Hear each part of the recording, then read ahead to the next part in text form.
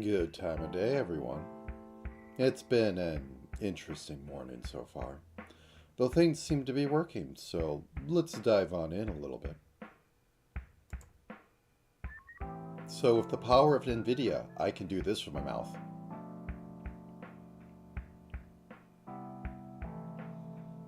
It would look better on an actual model.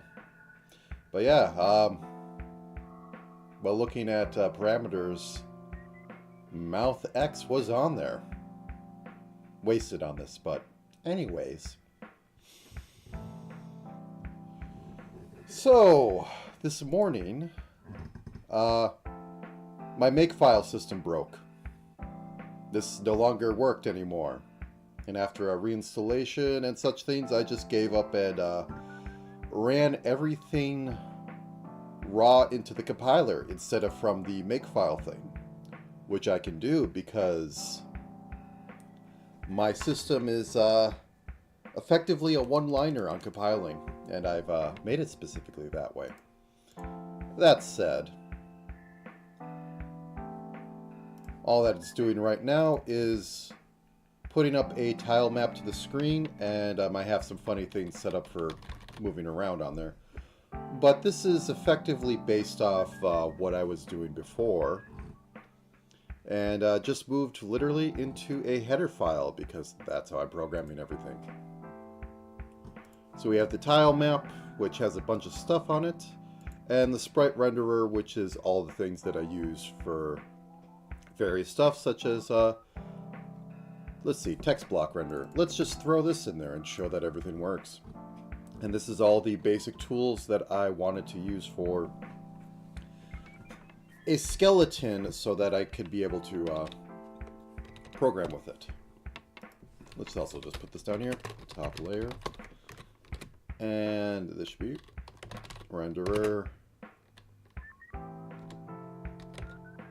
Okay, I do have a font texture. Let's put this at 50 by 50. And this can be 128 wide. And I think I could just raw put this in here like this, of hello world. Let's see if it yells at me. So now that I have that, this is a basic message box. It doesn't have any background on it. You're supposed to draw that before you run it, but behold, hello world, now splatted in.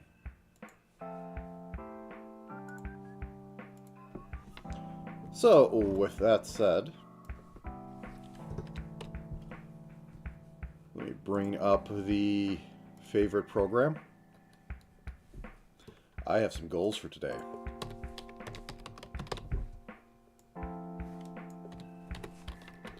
Room carving, because I did not move that over yet, but it shouldn't be hard. Room carving. Corridor. I'm actually going to skip on that, because room stitching. I sort of have this already set in there, and I think I described it last time. Effectively, Diablo 2 definitely. I'm not sure about Diablo 1. We'll do a random walk and keep track of what rooms are connected through that walk. And then basically take from a list of stuff, look for, hey, what sort of room has a connection to the right? Like, you know, something like that, and that's basically all I'm going to get to, and then just stitch them together and reproject them to the real grid. So I want to get that in there. Basic button system. And I mean really basic. I mean like, I already have the text box put in there, actually. Because I didn't show the real, true power of that. Let's go back a second. Hello world. This wraps lines. And we run straight G++ because I can no longer use my makefile command because it's broken. And I don't know why. Oh no, is that broken now? Or is it going off character width? Let's put that in there as 20. And it's not pixels.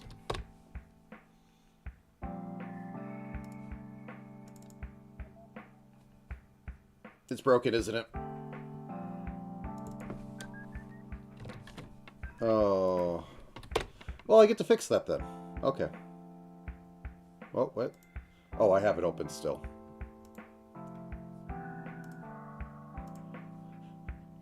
I didn't close it, that's why it didn't compile right. Since when you access it, it holds the EXE hostage until... Yeah, see, it wraps lines. So I could use that for my scroll block, my general scrolls at the bottom, or little, like, text things, but yeah. That's the power of that. Anyways, back to this thing. Get that in here, basic animation, which is to say I want to have a system that can do 2-frame animation,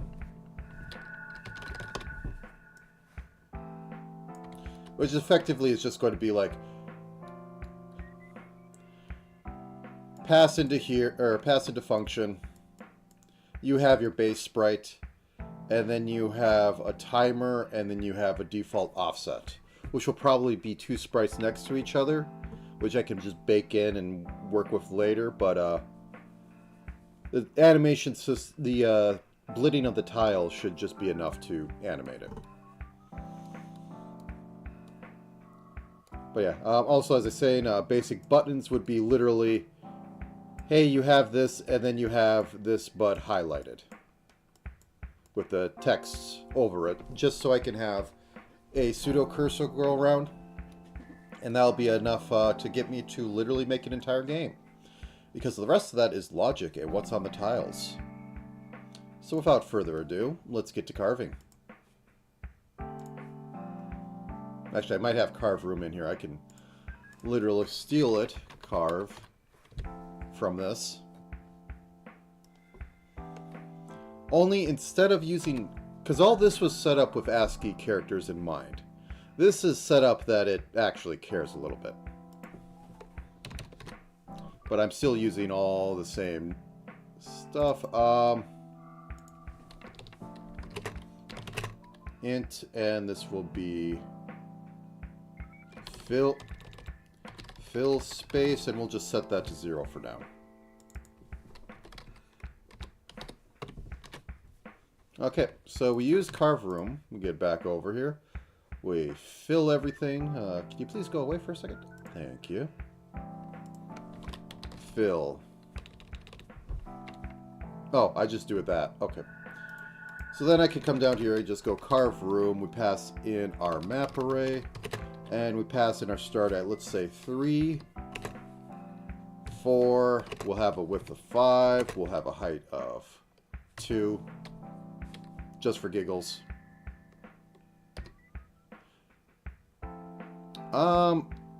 We can cut this out, actually. No, actually, let's just have that, because I might use this later. No, actually, because sorry, I'm going back and forth. So this already has baked in that it's going after our map stuff. So we should probably cut this out unless we want to pass this in here as a generic pointer to an int array. This shouldn't be an int or char, because I've changed this to be ints because chars were used for debugging purposes and setting this all up. So this should be, I think it's just map width. Yeah, map height, because it's going up and down. Map width. And my funny everything is a one-dimensional array because I refuse to use anything else. So we got that, and we're going to fill this with 1. And then we put the stupid thing over there so that it does this. I hit the 2 magic buttons and run this. Everything compiled. Now we should have...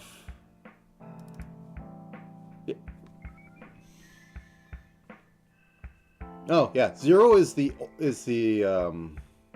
I have a test ping for just figuring this out. And I think I had this as being open spaces. It doesn't quite look like open spaces, and these look like normal tiles. So I might flip these around. Doesn't matter. I'm not doing anything with it so far. But yeah, so I could fill that in. Hunky-dory. Now then, I want to just do a little something.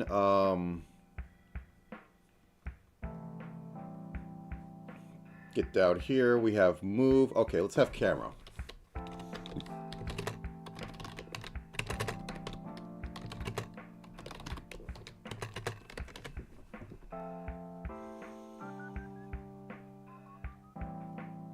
And so if the camera moves right, we want to move all the stuff being projected to the left. So I want to have this be negative camera X and negative camera Y. And if there's a move action, camera X plus equals move X. I'm not even sure if this is valid in C++ because... Oh, okay, I'm actually doing the proper things here. Yes? No? Okay. Camera Y plus equals move Y. So now I can actually scroll around the entire map, and I shouldn't have any issues. This will be useful for debugging.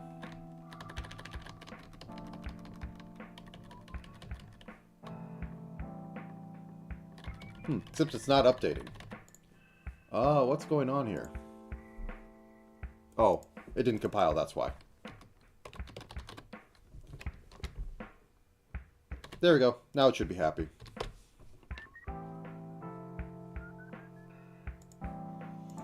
So I hit right. Oh, I'm not clearing it.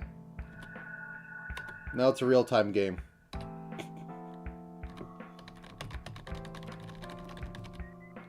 Okay, 1 second.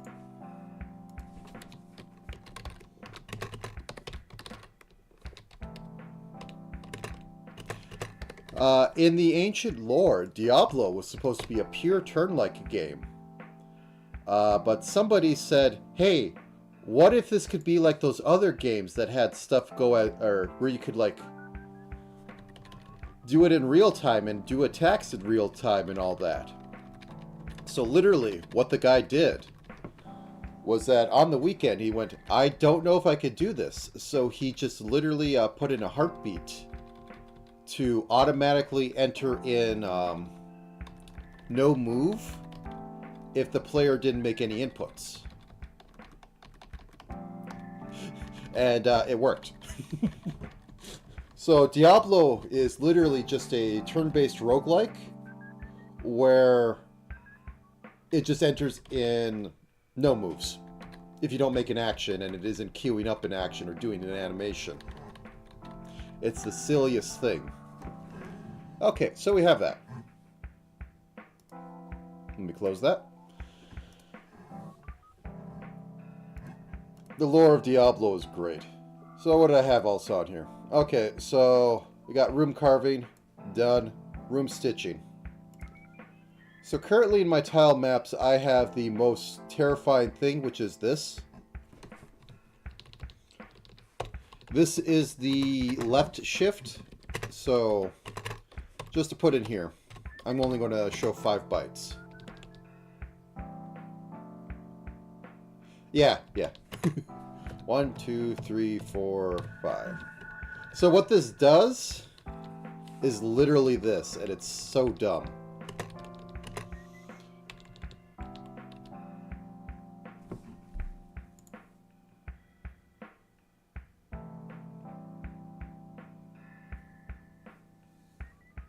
Yeah.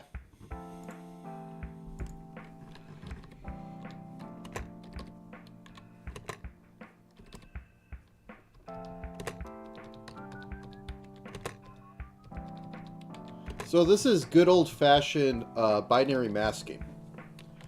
So this is 1, which means it's filled in. And like an empty floor, empty is 0.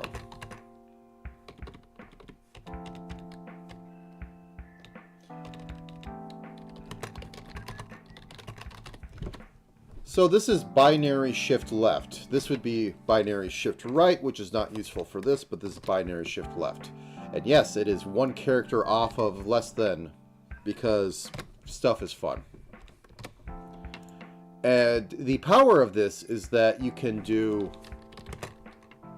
This is a room filled and stitched right. Stitch... Filled, and I think it's 2. Let me look this up. C++ binary ors. Do.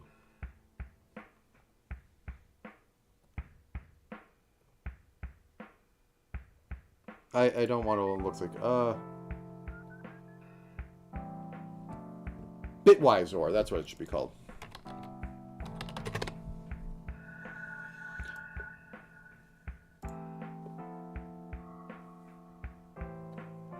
Okay, it's just the standard bitwise OR. There's nothing fancy about it. So it would be just this and stitch right. And that will produce that, and right is over here. So I would later be able to go through this and say, this is a filled room because there's something in it. And this is a filled room going to the right by just doing an AND against stitched right and seeing that it returns a result.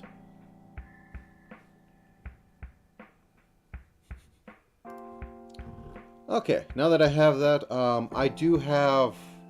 I was in the process of working on it.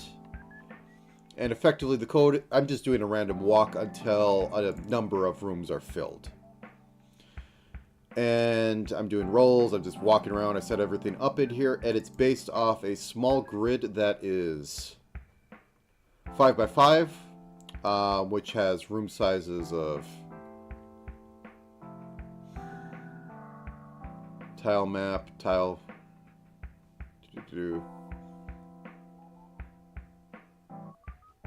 this would be 5 by 4, because these are supposed to be 5. Anyways, just like that. There's a little bit of slack on there. This is going to be 25, but whatever. So this is supposed to just do a random walk until it does like 2 times the amount of filled if it goes back and forth, or until it creates enough rooms and then it just updates the map grid I'm putting in there, which is going to be its own thing, and then I'm going to transfer from another source into it. So without further ado,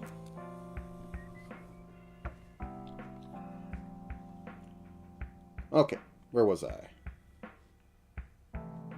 So we set up where we currently are in the index, and then the 2x and 2y we get by using our offset x to, or no, these are the directions. Yeah. This is the direction it's going, which is defined by this chunk up here. I was going to use actual point data structs, but I just gave up and started using this, which is kind of my standard. But anyways, so we get offsets of x and y, and if it's outside the small grid, it gives up. If otherwise, we transfer it to an index. If the index equals this, or is empty, we fill it up, and then we update the connection, which is based on our current x and our 2x. And the thing we also need to do on there is current x equals 2x, current y equals 2y, and then it breaks out of this loop and goes again. And the roll I'm doing here is so that it can go basically in a circle. I am avoiding... So,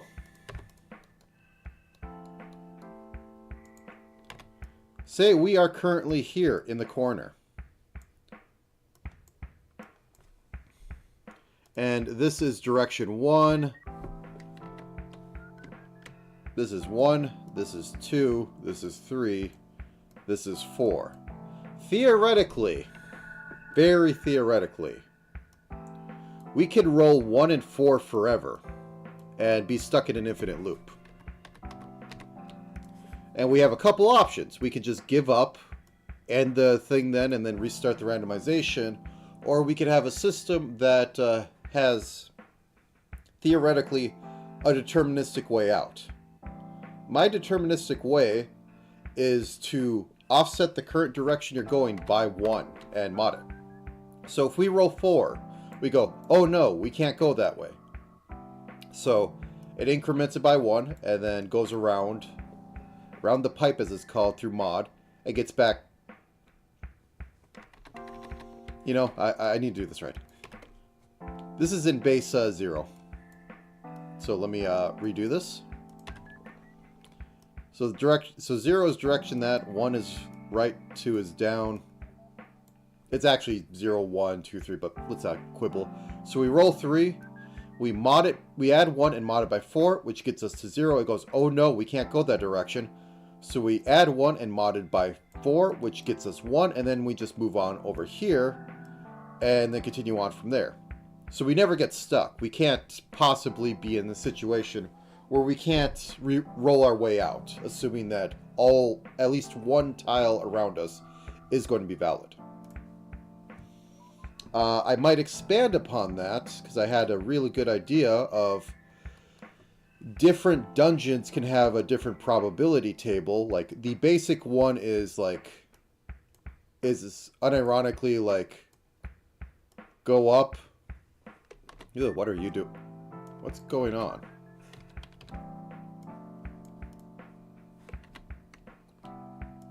Is go up, go down, go right, go left. But we can expand this to have a bias. And a bias is very interesting. So it could be go up, go down, go right, go left, and then have go right again. So now we have 2 chances to go right, or when stuff is filled up, we can kind of enter that. There's 2 possibilities. Like, if we can't go left, we can go right. If we can't go down, we go right. We can go possibly right. And otherwise, it doesn't affect the other probability, even though there is technically a bias in how it searches if it bumps into something. But now, this one would make a proper random walk where it can, you know, it can sit like this. This one's random walk will be biased towards going right, like 2/5 of the time. And this would be useful for making like a dungeon that, like the plains biome effectively in Diablo 2, where it goes from one side of the giant tile to the other side of the giant tile. Very useful. Might explore more of that later. Might literally explore things like what happens if we don't go a direction, or other such things, more harsh things. But that comes later. Right now we're just going around in the 4 cardinal directions. So anyway, we have that, and then we check to see if fill is greater or equal to that, then we break. Otherwise, every time we move, we are incrementing count, which is automatically incrementing every time it goes around, and then once it reaches filled times 2, it exits, so we don't go forever in case we do, unironically, the stupidest thing of we have these 2 rooms and it just keeps going back and forth between those 2. Which would not be a good thing, but hey, it's possible. And just because of that, I am also going to include int, and this will return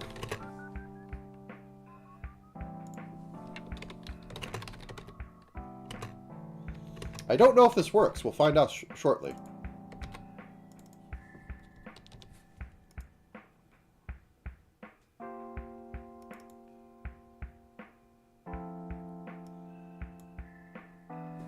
Will you compile?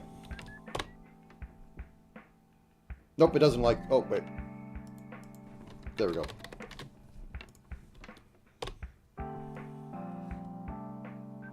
It compiles. I don't know if it'll throw a fit, but this should go through... This should keep the count as it goes through, so it gets out here, returns this. So then we can decide on the other end, is this complete trash or whatnot? So, have that. How do we do a basic test?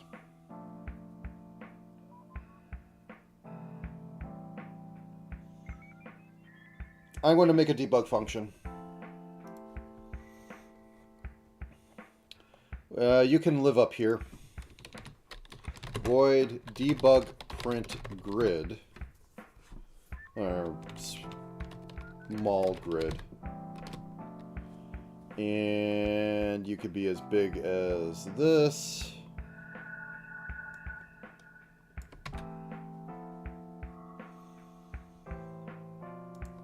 And that's all we need. And then for int y equals 0. Y is less than small tile map height. Y plus plus. For int x. Well, no, yeah, we do need that. That's dumb. X equals 0. X is less than small tile map width. X plus plus. We will do standard out. Can I just raw... yeah, I could just raw put... it's a stream, so I don't have to convert it to ASCII in order to put it in there. Yeah, I'm fine. Map grid X plus Y times small tile map height. I can't spell. And let's put just a space between these. Oh no, it's cout. But what am I doing? And then after that, we put a new line.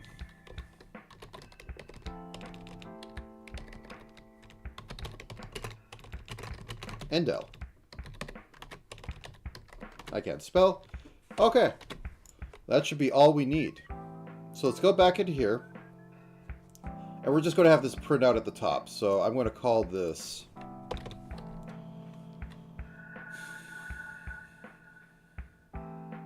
int small tile map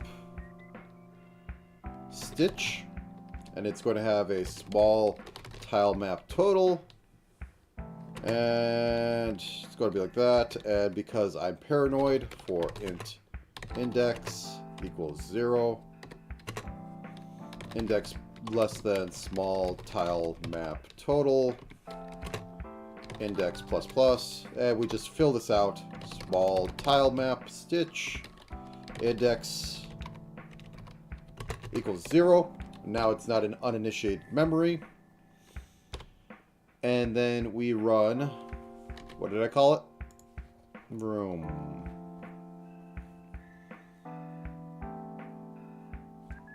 Random walk. It's actually drunken walk, but yes. Joint chance doesn't do anything right now because I just want this to work. Small tile map stitch, boop, and then debug print small tile. Alright, I hit the 2 magic buttons. Oh, you didn't like that. What didn't you like? What did I do wrong? I could fix it.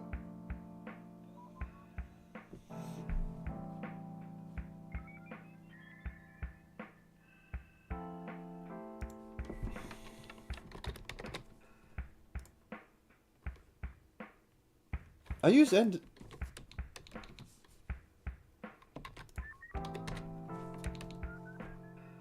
Huh?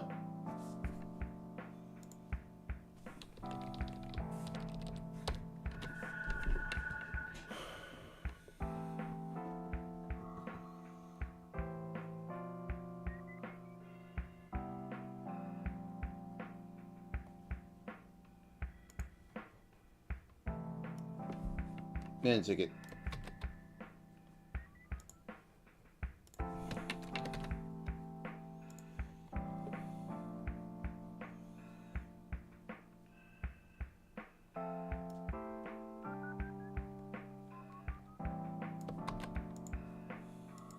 There we go. We have basic stuff that is dumb.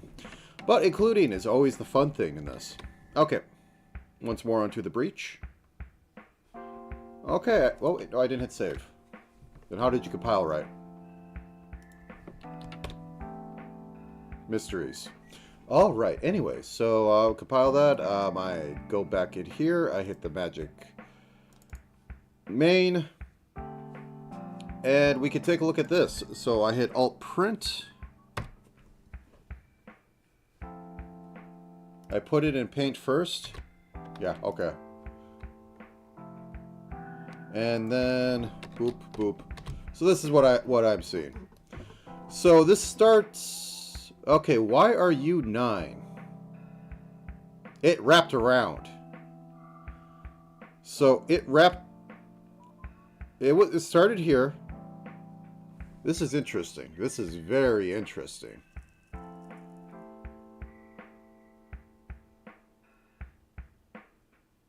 Okay, I'm going to need to put debug in this. Yippee. Time for a debug bomb. Because I don't know how to integrate it with CS Code because everything is like overly complex. Because when you're literally just passing this into this, G++ passing this in here, you need to have 20 environmental files set up and paths set up right in order to, you know, do basic tasks because nothing can be simple anymore.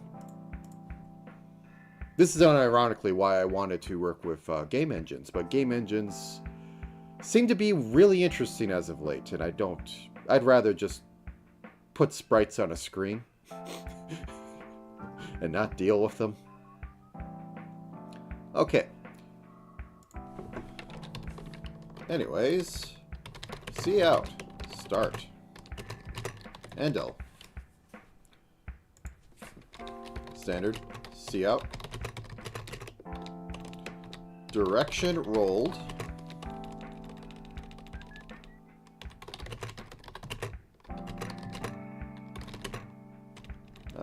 roll, Endel.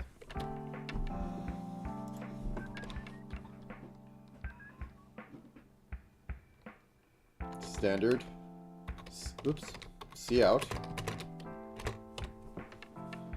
Check.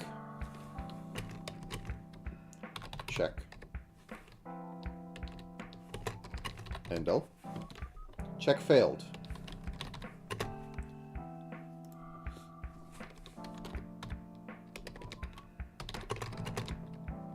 Filling.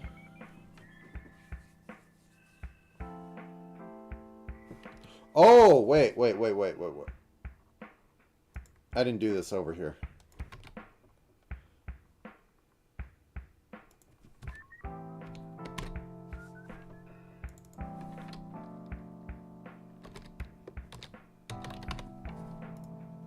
This might be part of it. Filling to index Handle. I should also put start index.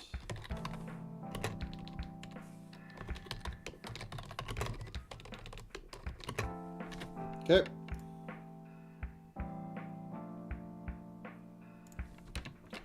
Standard cout. Early return.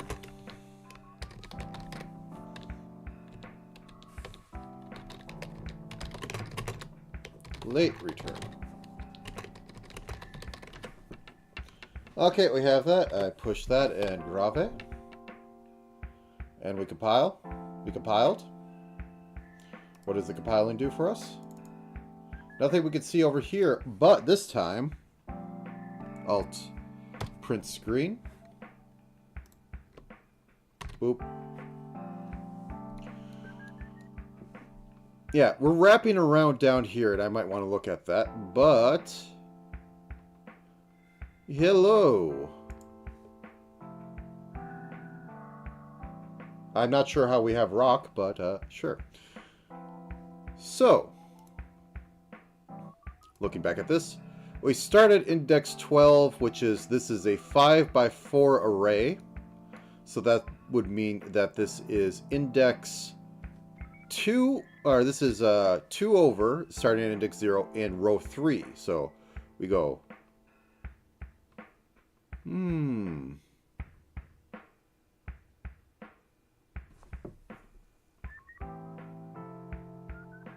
I just displaying this wrong? No, this is 3, this is high. This is properly 4 high and 5 across as I had it set up. So 0, 1, 2, 3, 4, 5, 6, 7, 8, 9, 10, 11, 12. And I'm setting that to be index... Huh. Something's off. Anyways, so we see that, and we rolled a 2. And a 2 is, looking at our handy-dandy sheet at the top, 2 is go up.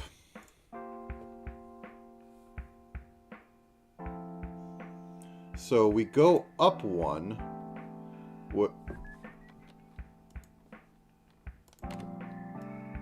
This is my understanding reading the code. So let's just get lines here. So 1, 2, 3, 4, 5. So we start here. Because 12 is here. We move up 1. And then 0 is move left 1.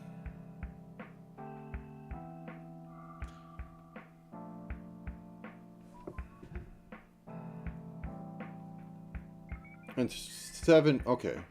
Which is lining up with all this because 12 minus 5 is 7, minus 1 is 6. And then rolls 2, which is move up 1, which is 1. And then it rolls a 1, which is move right, which would be 2. However, we get this mess down here. I think maybe my display's off because the math is correct. It's showing all this, but the display is busted. So what did I do?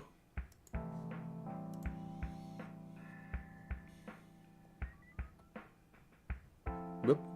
So we have debug. We go from y to height, x plus y, da da da.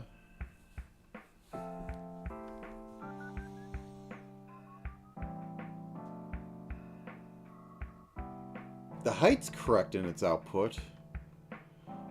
Is this mirrored across anything then? Sorry, let me... I can close this. Sorry.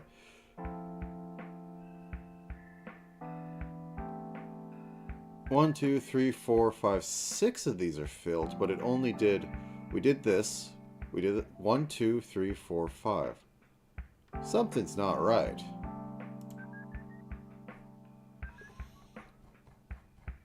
Let me take a look at this. After I put this down. Welcome to debugging. Debugging is like a murder mystery, where you're the victim, the perpetrator, and the detective. So what did I mess up?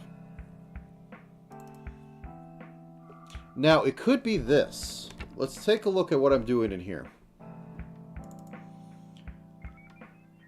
So we get our from index and our to index. This might be it. I might have just completely broke this.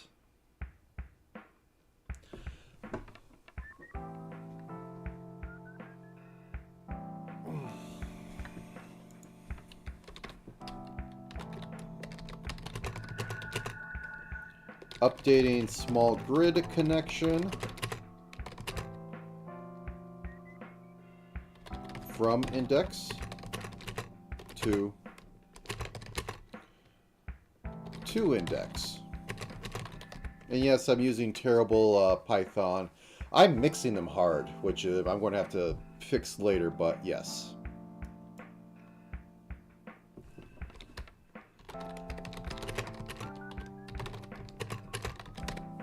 And I'm just going to copy this over because I'm tired of typing it.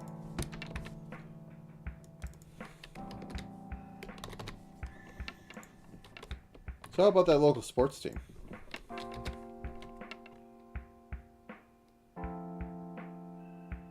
No, this goes up. And this goes down.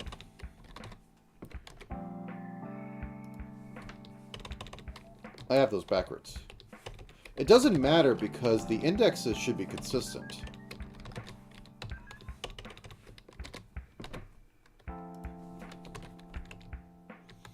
All right.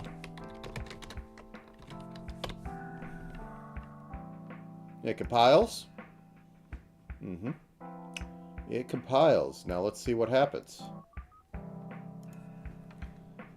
Control print. You are my friend. You make the corporate world go round. Whoops, no. Alt print. You are my friends.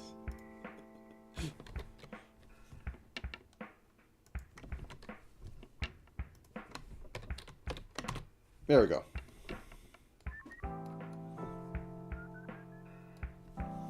So we start at 12. Okay, let me make the grid.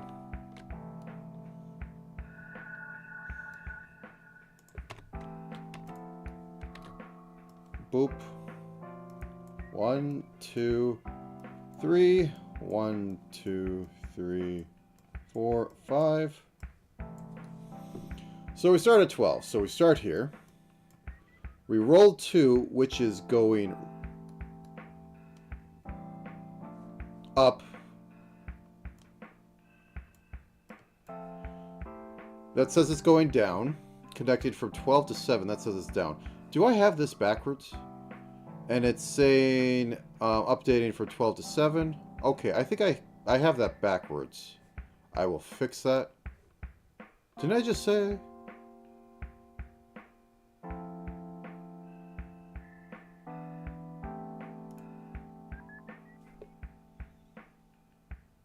Oh, duh, yeah,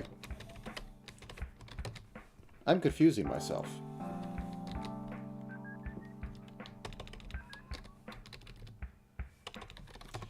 Because the bottom is... So the way that this is being printed to the screen is that this is 0, 0. So to go up, you decrease your Y value.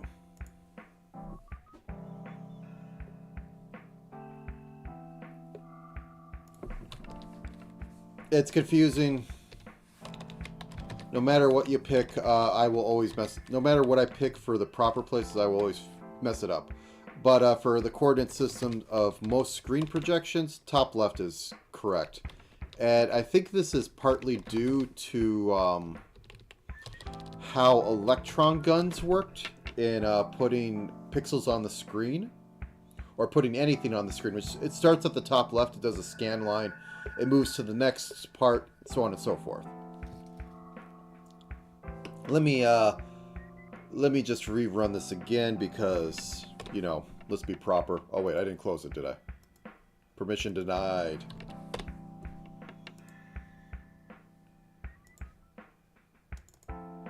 Boop. Boop.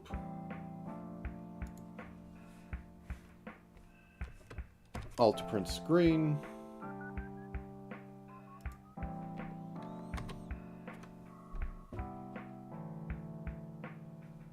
Am I?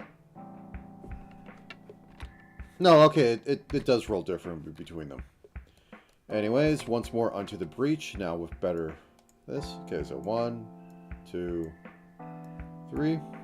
1, 2, 3, 4, 5. So we start here.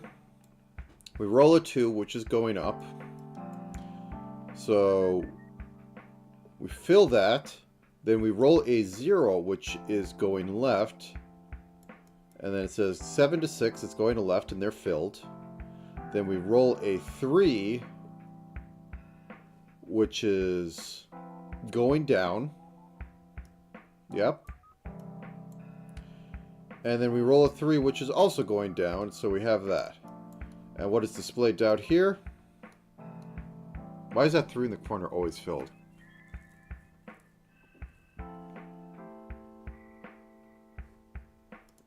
It's a mystery. Okay. So technically, I don't need to do any filling as I go along. So let's remove this. Let's remove this.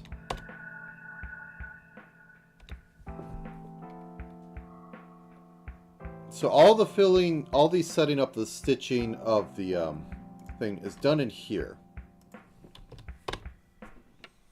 This is going to be something stupid where I am not properly... Yeah, it's always filling that corner. 1, 2, 3, 4, 5. Why is it doing that? Do I have to have something wrong in this. So I'm going to do something dumb. For int index equals 0, index is less than small tile map total, index plus plus, standard cout equals index, put a dash in there, put out map grid index and endline it. And we'll put down a standard cout to break these up with an end line there. And compile it and then see if this matches up.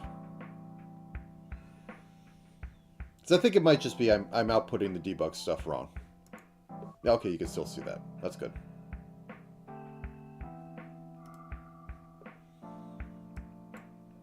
Please. Thank you.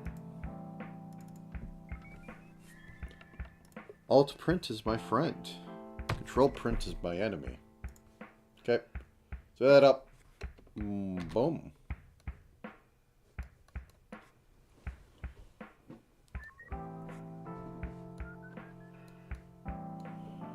I think I might need to scroll up on that 1 second. Now that it's in the void, and you know I can't actually look at it.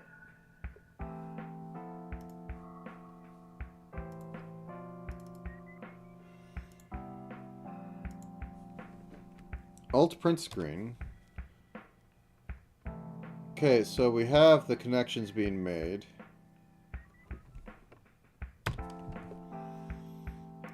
we have you.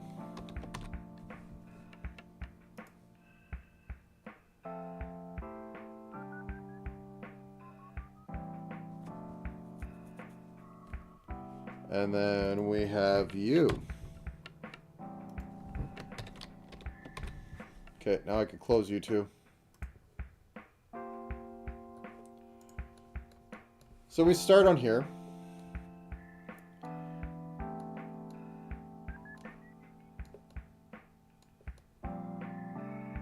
This one was interesting. Okay. But ultimately, this is what the array looks at. It has 1, 2, 3, 4, 5 items. So let's grid those. 1, 2, 3. Wait. 1, 2, 3. 1, 2, 3, 4. Close that off. So we have 10. So 10 is right here because index 0. So this is 0. This is 5. Or no, wait. This is 0. This is 5. This is 10.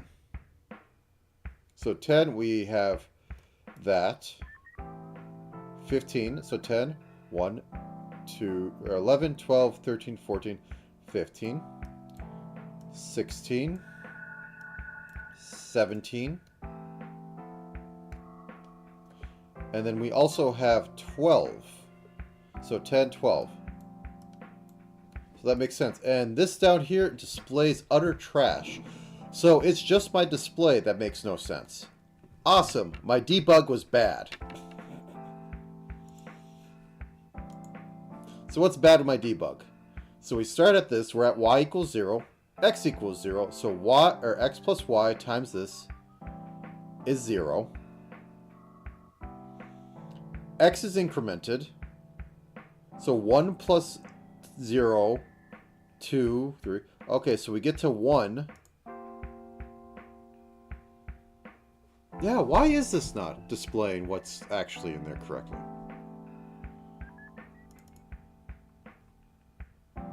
Oh! Oh, classic mistake. So I'm reading trash memory. Since this is C++, I can read trash memory as long as I don't crash it. So it's reading past... I keep doing this. So we're just going to say that the array... So this is all effectively a single array. So like, say that this right here ends right here. This is segmented over here. This is segmented over here. So instead of doing width, I did height, which interprets this as being one more. Or no, I'm short. I'm doing it short. Short. So effectively, what I'm doing is that it's doing it one less, and it's accumulating one less of how it's supposed to be reading it. I have in the past accidentally went over the edge, and as long as it's reading memory within the program, it's fine, but it's a bug waiting to explode. Yay, C++. Okay. Where are you? Okay, there we are. Too many things at the bottom. Yeah, there we go.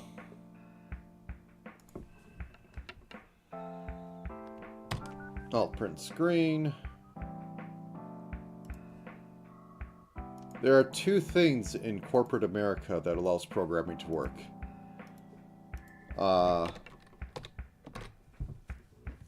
Print screen and snip tool that allows you to take screenshots. So yeah, this makes sense. This makes total sense. There's two ways I could go. All right. Blah.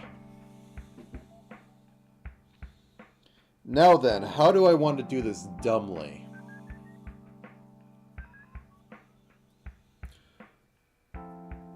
So, there are...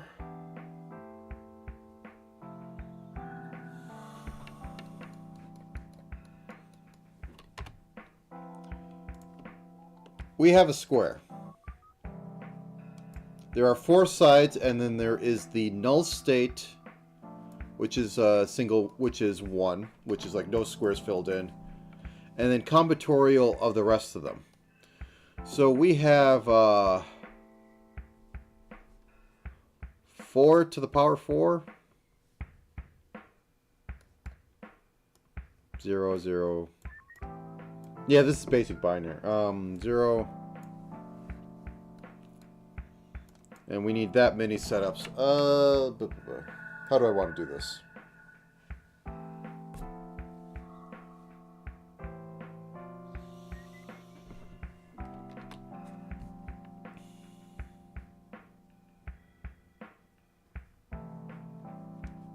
Sorry, I'm thinking. So this is 2, 4, 8. Yeah, I'm counting into 16. So this is 31 or 32 unique combinations of a tile space we need to have. So what I can do is I can dynamically generate an array of arrays, which I don't want to do, but I will do. That will just have it'll be a one length array for every slot. Later I'll be able to work on that, and I'll just generate junk that is quite literally. This is filled in except for the walls, and then it will cut these out per side. So like going to the right, it cuts it out like that. Going down, it would cut it out going like that. Okay.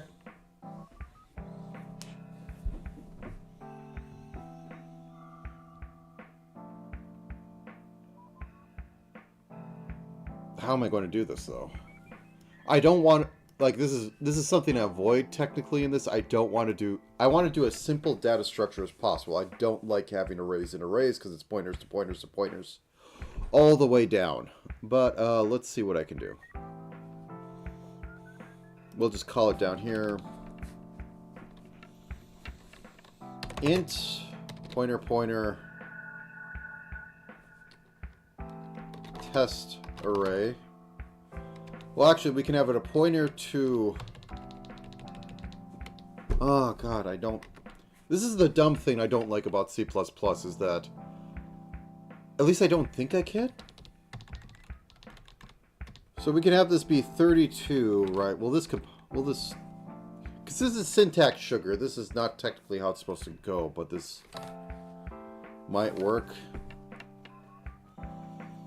And this will be a macro tile of 5 by 5.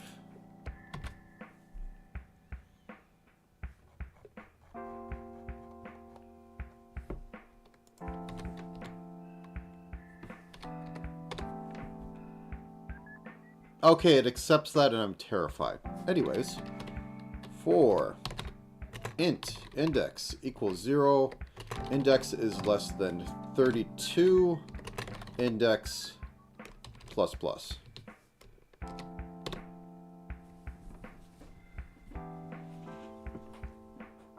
Did I mess this up?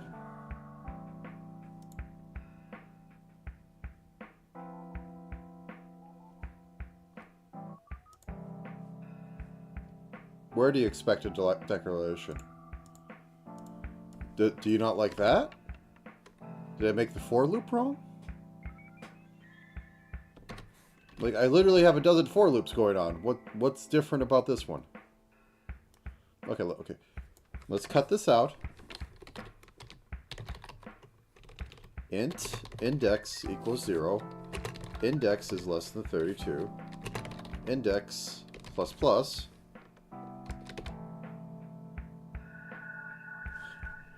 What's going on? Oh. Is there something wrong up here? If I literally go... Oh, it's supposed to be in a function. Okay. No, it shouldn't care. It should not care, because I can literally go int test equals to 1. Oh, wait. Helps if I put the equals in there. So are for loops banned under the Geneva Convention here? If I make this in a dumb... Okay, fine. Void dumb function, test function, where I have an int...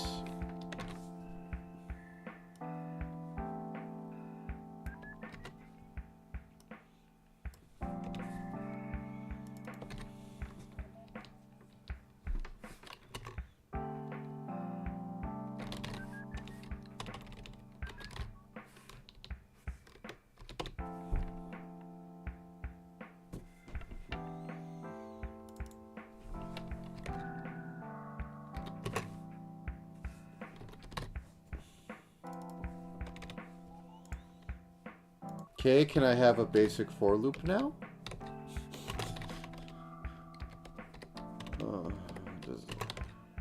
This is also why people never switch languages. Index is less than 32. Index plus plus. I mean, it'll make lies. Now the for... I don't know. I don't care. Okay.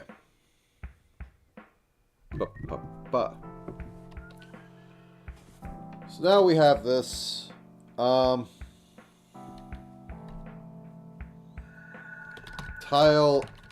index.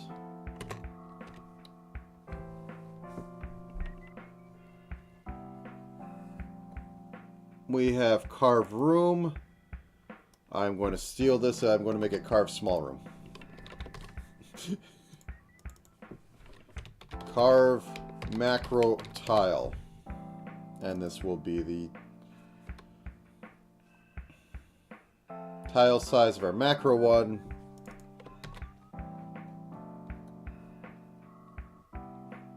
Which will be changed later, but yeah, I need a test. We good? We good.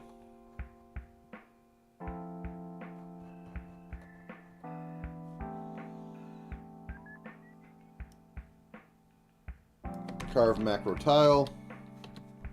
Tile index.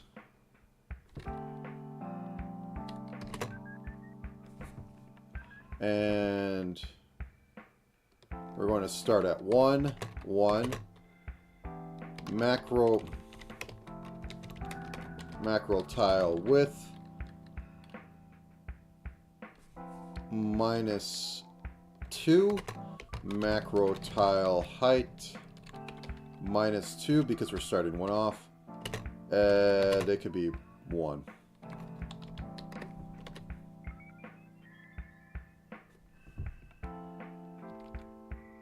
Oh, that's why. Whoopsie. I accidentally, yeah.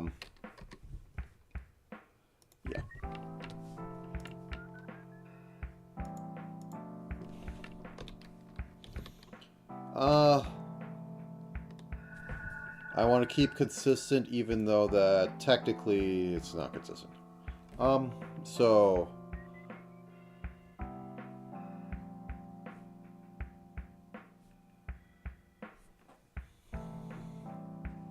Really? So I did this completely different than what I did for the cardinal offsets. Awesome. Up, right, down, left. I'm just going to go there. Up, right, down, left. If index and 1 equals 1.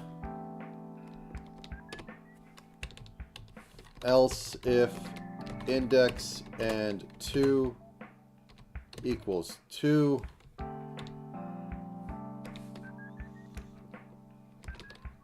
Whoops. Nope. My brain is not 100% today. Oh yes, thank you for putting that extra 1 over there. I totally wanted to do that. I wasn't typing it to just type that single character. Autocomplete is really bad. It annoys me. Equals 4. Oh, if I type the right run, the wrong one, it'll just perfectly do what I've typed in. But anything else, oh no. I have to be smarter than the programmer. I must make sure that the programmer puts in the right thing. Anyways, okay.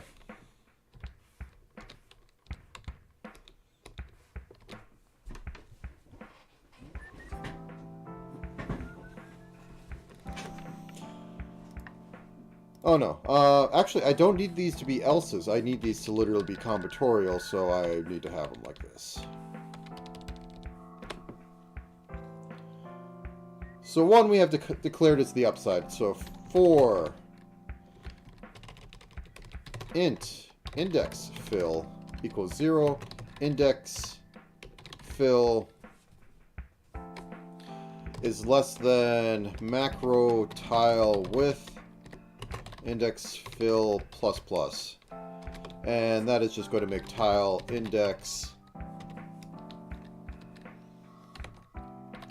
fill equal 1. I think I have it as 1. Yeah.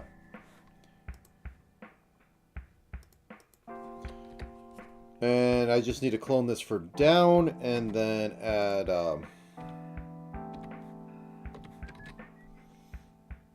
index fill plus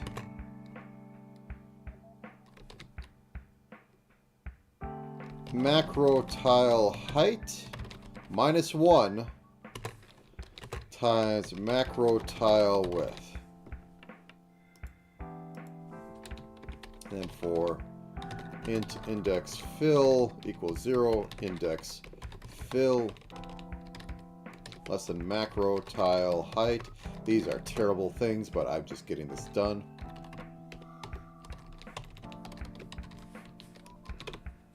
So we take this.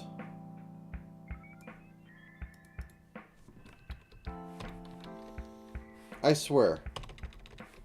The autocomplete only works when I don't want it to work. It never comes up when I would actually like it. Like, you know, putting in a variable name and matching it correctly. So we are at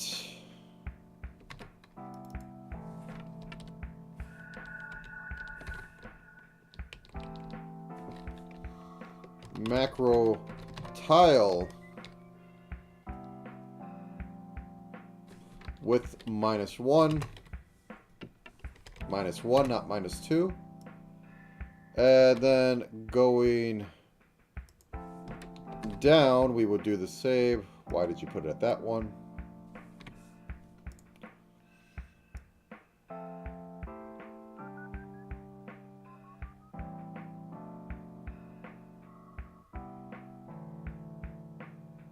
Oh, I got these mixed up. That's why.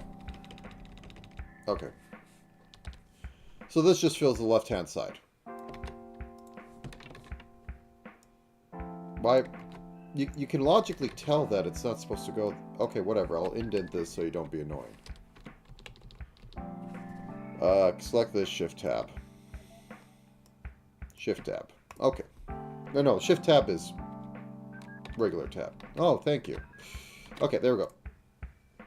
So this fills up the bottom by iterating through the width tile and putting it at height minus 1. And then going whoop right across it. So this fills the left side by going from 0 to max and then multiplying where it's at by the tile width to get to the next line. Good stuff.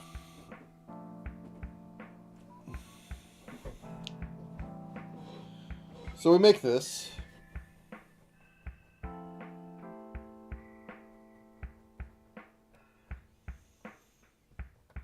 And do I have anything that... So we have the carve rooms. Do we have the carve macro tile? So we take the macro tile. We do have an X and a Y. Good. We do have a width. Where's width getting used? Okay, that is useful for this.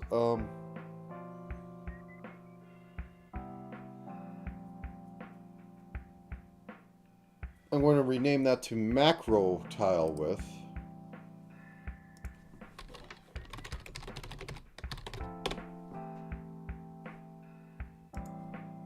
Really? You can't rename the symbol.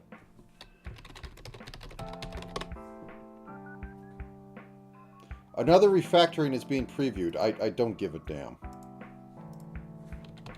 Okay, fine. Like, I will just do it the age-old way, which you're supposed to be preventing me from doing, because it's slow. But, you know, you're smarter than me, so I can't actually do the thing I want to do, because I'm just a dumb programmer. God, I hate this stuff. Okay. Wow, a completely impossible task to do. I'd work in Notepad++ if it actually had autocomplete. And actually showed me what variables I was using. Because all these IDEs are getting too smart for a person to actually use, because it's just doing stuff that either you have to dig really deep in the settings to turn off, or it's just you have to completely program to the style of the IDE. Which I don't understand, because nobody teaches you how you're supposed to code to the style of the IDE. You're just supposed to know. Okay, so this is the basic transfer. All right, then.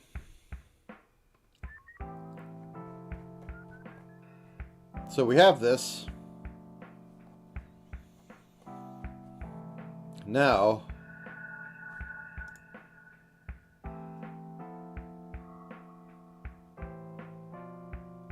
yeah, but all my variable names, the things that I will typo all the time and not remember what exact ones are going on, it doesn't like doing them.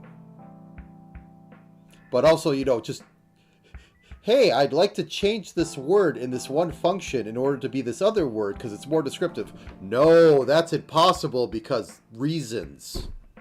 Even though that's a basic function of modern IDEs. Like, I fight the IDE more than I actually code at this point in time because there's just too much, I hate swearing, but just shit in it that people thought was a good idea and they conflict with each other. And then also, like, stuff like this. Like, oh no, I wanted this one, and then I delete it, and then it does something else. Like, you saw me, like, complaining about that earlier. It just does random things that I don't want it to do. And when I do want it to do them, it doesn't do them because that's a situation that it just doesn't want to do it. And, like, it will autocomplete. Like, if I go, like, map with, it'll be like that, but then, like, I do something and it doesn't actually put it in there.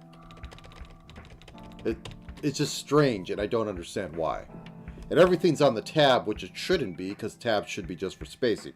Like, if they put it on, like, Alt or something, I'd be in love with it, but it never is. It's on tab. So, you know, like, oh, okay. I'm moving to a new line, I hit tab, and then it just puts in, like, a ton of crap that you don't want or care about. And it just continues to annoy me. Anyways. Void. Apply. Stitch. To. Grid. Or to main grid. Terrible names, but I don't care. Map array.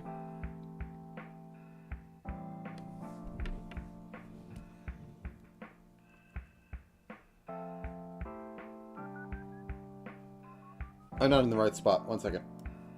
I want to be down here. Okay, I'm below here. Map array. Int is map total.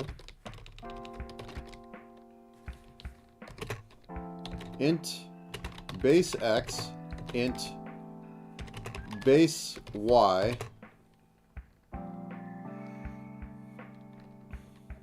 Int stitch grid, which is small tile map total, and then int grid or macro tile collection, which is a two-dimensional array of 32 by macro. Yeah, see, now it's popping up, but sometimes it doesn't want to pop up. And sometimes I think when I hit tab, it doesn't actually put it in there. And I'm just going to format this because it'll drive me nuts trying to look at this. Boop. And it's C++. If I spend 2 hours, I can make this be its own special thing, and then I won't have to worry about it. You should use templates.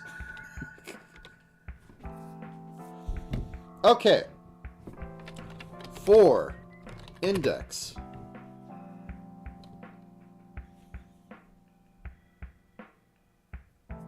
I feel like something's going to explode, but anyways. Int grid or stitch grid index equals 0. Stitch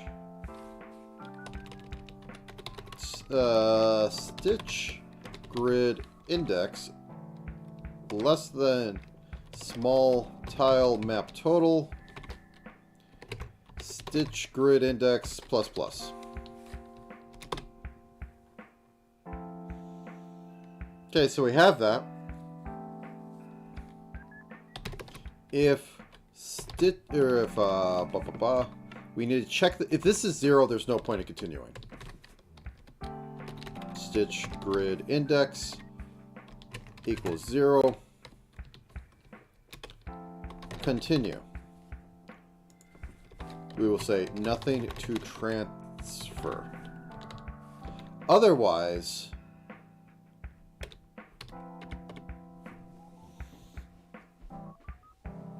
we are going to be calling this...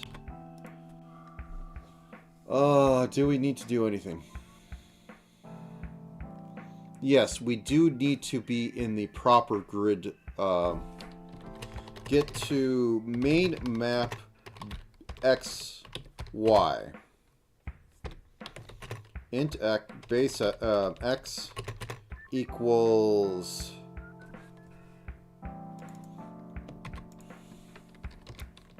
stitch grid index divide by or mod by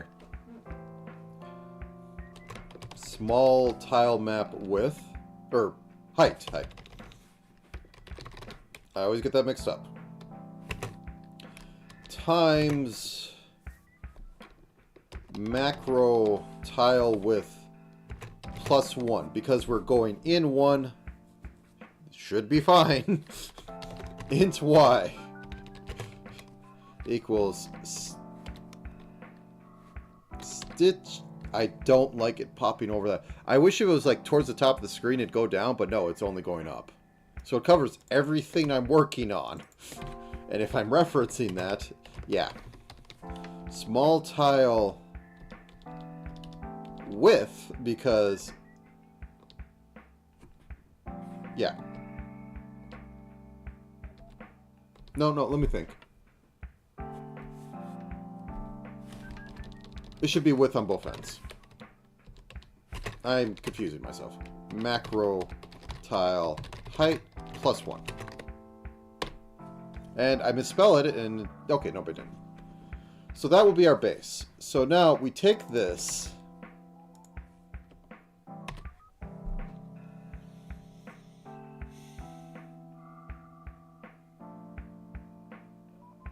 this is going to be dumb. This is going to be dumb. And we have map array. We have X, we have Y. And now from this one,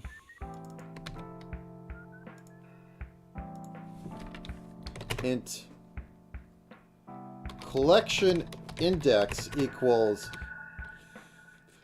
stitch grid index, and we shifted over by 1 because this all has the room filled check on it, but if we shift it over 1, that just gets thrown into the void, and then we have a proper 4-bit number, which is the 32 we need to work off of.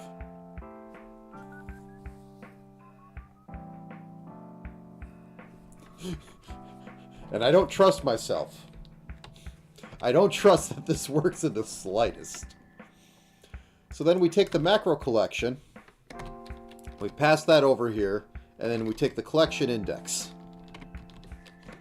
And now that is passing through a macro tile total, which is what the size we need for this array. Oh, this is going to explode. Now then, let's see how bad this is. Are you ready for my stream to crash? I'm ready for my stream to crash, and I'm ready to take a nap afterwards. Okay, so I had a random fill in here.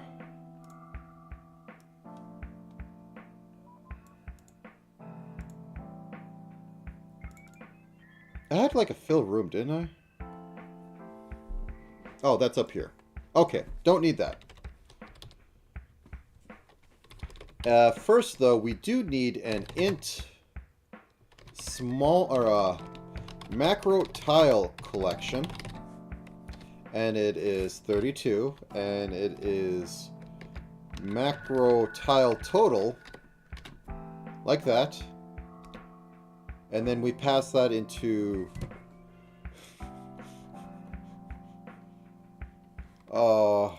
dumb test function because I'm slightly mad at this. Tile collection. Hunky dory.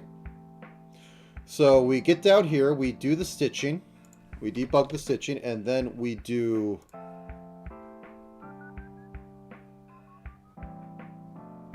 apply stitch to max width. So we do this, and we have our map array.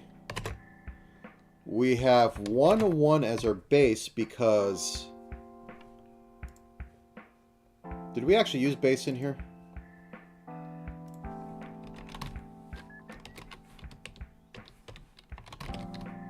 In case we need to change that later. Why don't you like that?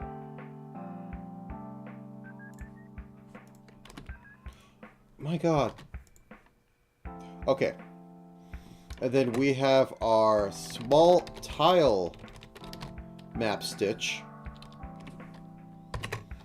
And then we have our collection. Macro tile collection. And then we pray to RNGesus. It compiled.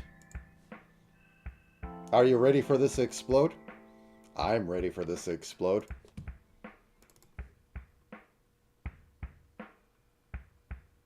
No, I didn't die. Though oh! It's dead. It's dead, Jim. Okay, let's have some debug.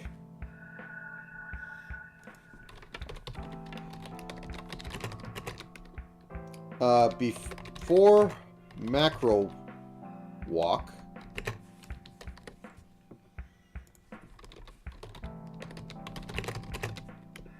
before grid print, I need endels as well.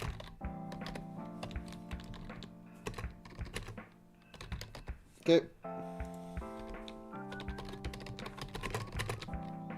Before apply to main. If I properly was able to figure out how to link this in instead of like, you know, doing it all from the other thing, I'd possibly be doing that, but I don't know. I hate setup. I absolutely despise any of the setup for the, you know, the hour and a half this morning that something decided to break for no reason and nobody can explain how to set it up, because you should know how to do that. Everybody should know how to do that. After apply, let's break things into tests and work on them.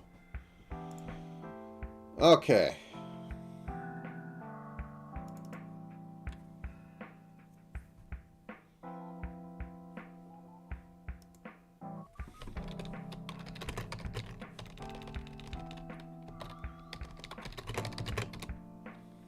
Like, my general thing is, like, the tools should be easier to do than doing the task the hard way.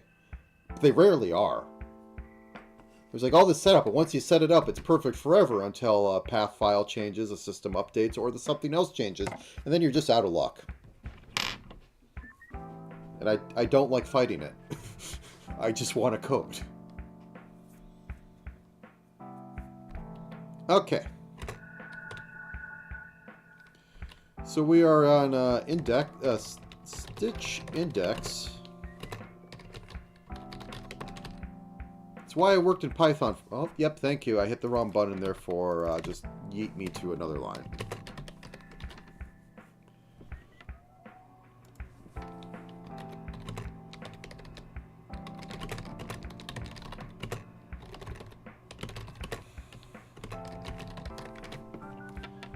Okay.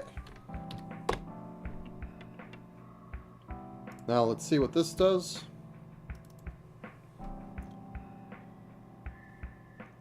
So it just gets to Stitch Index 7 and then it just dies. Okay, so now we need to debug from this point on where it gets into here.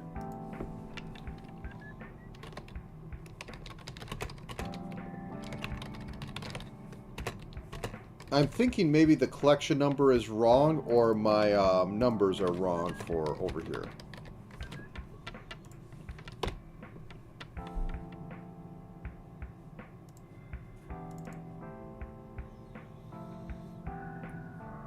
Collection is 15, that's a number.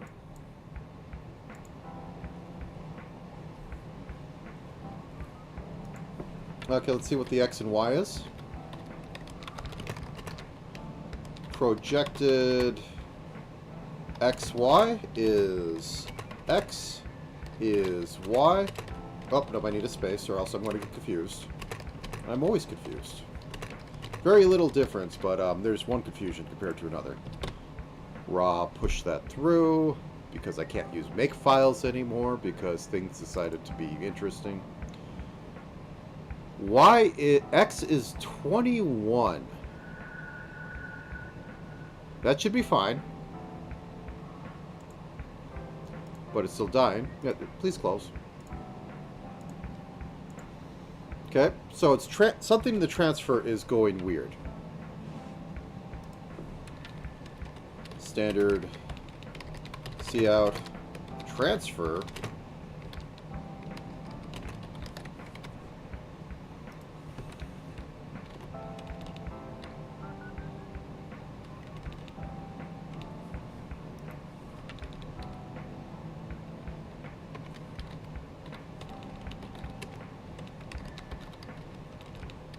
Now I'm going to break this up because it's quite possible there's something weird going on here. And I need to see what the values are and what the actual indexes is trying to transfer between. Because if it breaks on the same line, I won't be able to tell.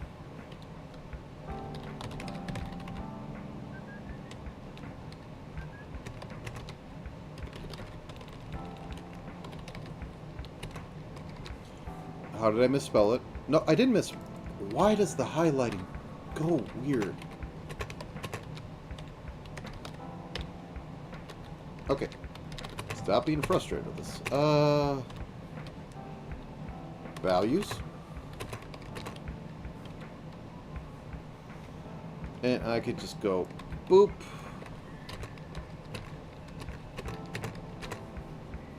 And boop.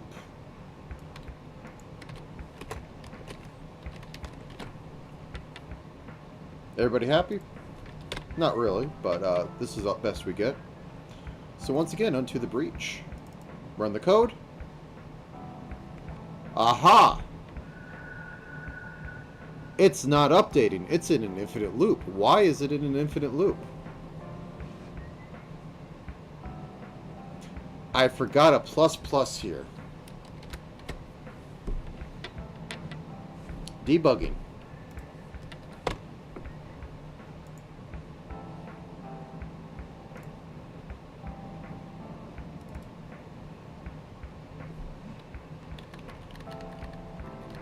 This is really far down. One second. Oh, yeah, because this is set up to show me just the screen. One second. Let me fix that. We may have gotten this working.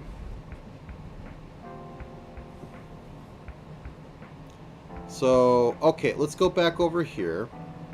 So how am I displaying this? Please go away for a second. Thank you for that. So render tile map. Okay, so this is going 15. So this is doing this. FOV array, scene array, which is all the same at the moment. Map array. Let's take a look at what render map is doing. Render map. Map X, map Y.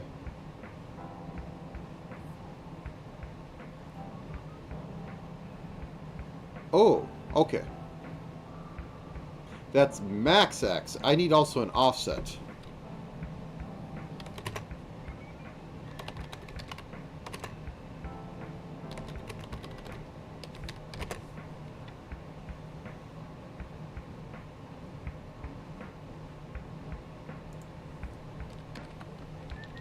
We're going to have that defaulted to -1.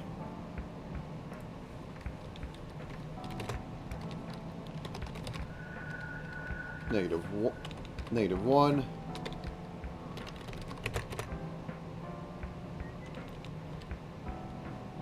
Equals 0.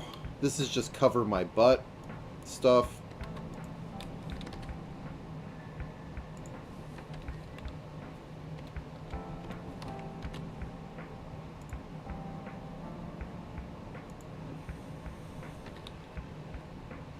So this is going to be camera X and camera Y.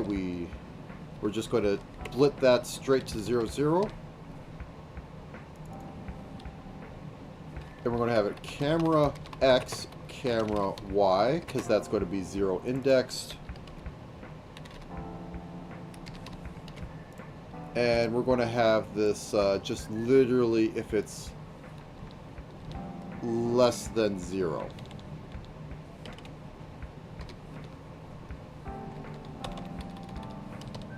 Okay.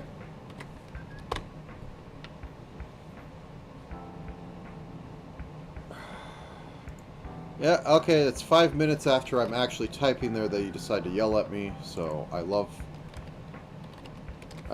how slow the autocorrect. Okay, then tell me what it is. Okay, let me just copy paste it. I'm not even going to try typing it because you won't give me the proper suggestions. Okay, that's what it is. There's no camel case. Okay. That's what I mean, what I don't like about this. Everything else it can display and yell at you for, but oh no, you're trying to get the proper thing you expect. No, I can't find that because it's not close enough. But here's 20 other things that don't even look like it that you can have on the autocomplete. Oh, look at this.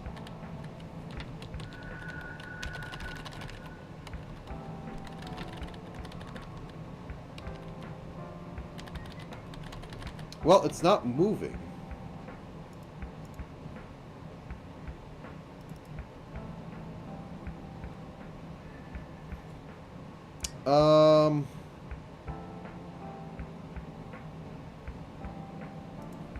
Let's go with negative camera X. Let's try this again.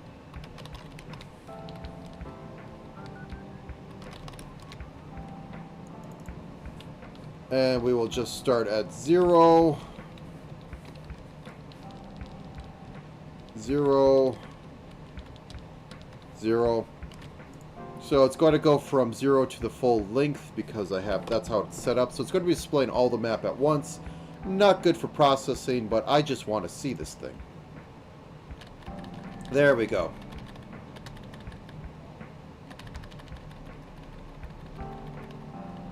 One second. I am going to do the game remove. And instead of +1, it's going to be times 16.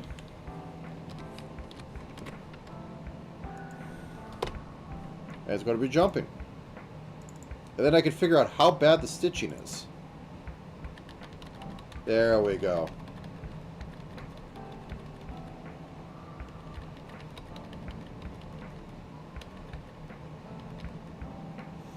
It's kind of doing it, but something's off.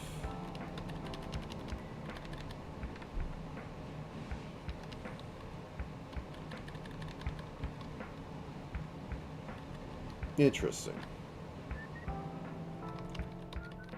It's like, this goes all the way down here, so this is the proper starting one. It goes right, and then it goes up, up, up. So these are mapping as up, but it's doing something real weird. Because, like, technically, this is a value that's not even in the array. That's why you can see through it, because my sprite sheet goes from 0 to, like, 128, I think it is. It's like 16 by 16.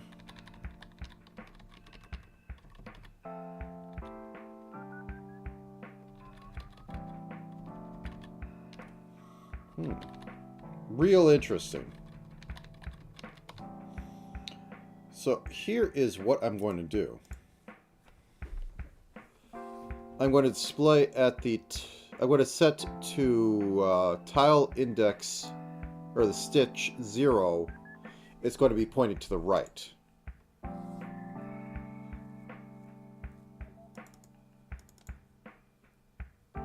Does the dumb...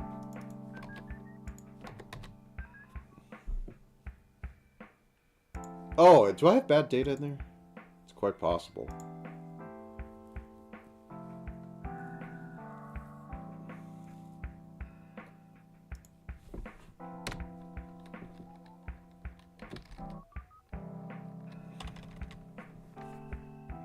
I have a fill method. I know I have a fill method.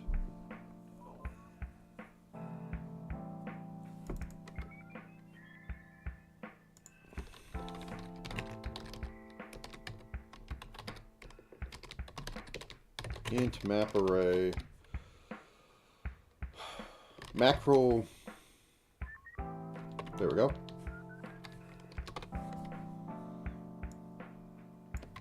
Yeah. Sorry.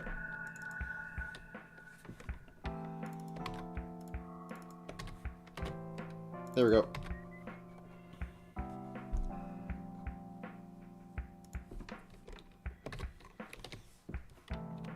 I think there's just some bad data in there. No,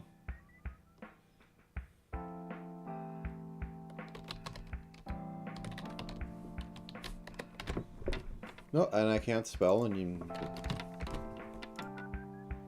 There we go.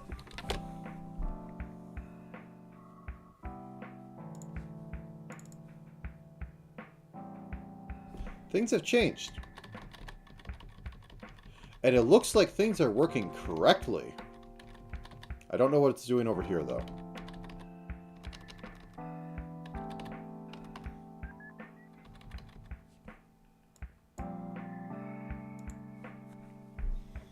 I think it's carving a little wrong. Or it's making these little...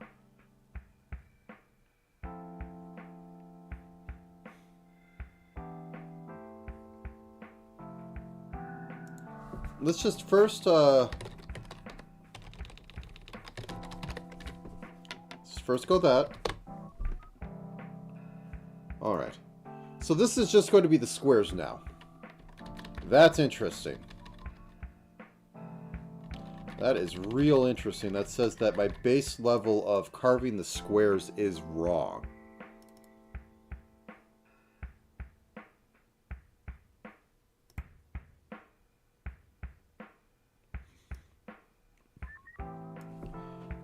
I'm going to save this for a second. I'm going to carve a 2x2 square in the macro tile and see how it looks. Literally just a 2 wide tile from 1, 1. And it's going to be the quote-unquote open space.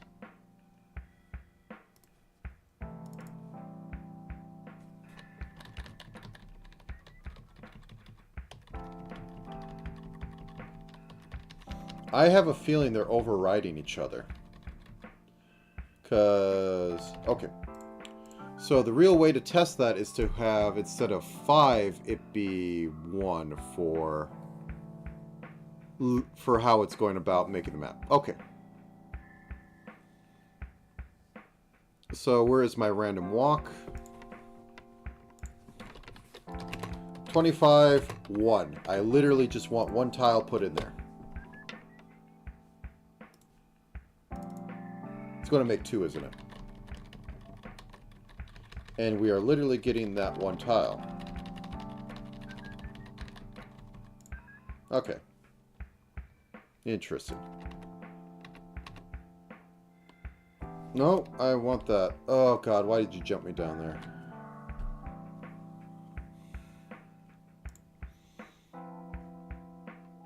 Oh, where is it? There. Okay. No. Just look for random. There we are.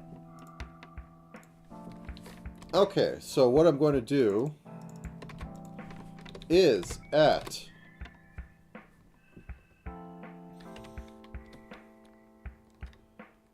0, it is going to equal stitch filled with just stitch filled.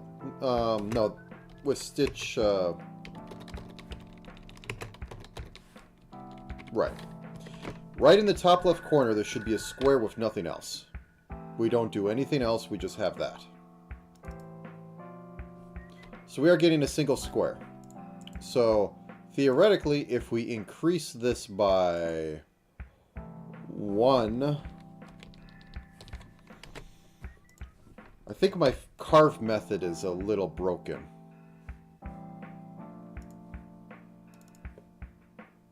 Yeah, it's not getting bigger. And this should be going through and carving all those tiles.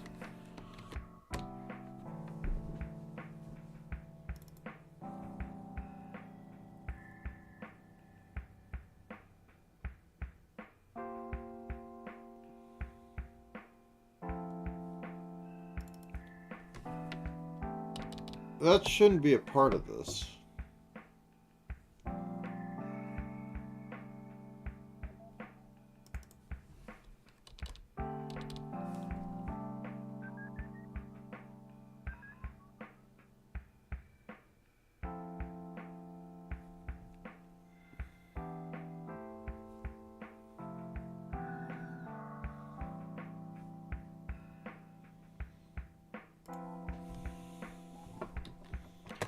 If x plus,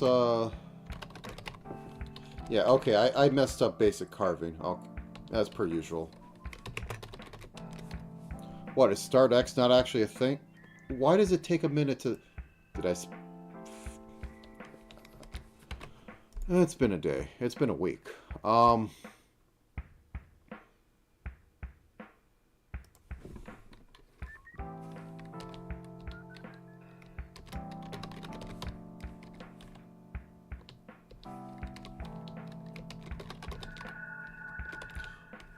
I can't type.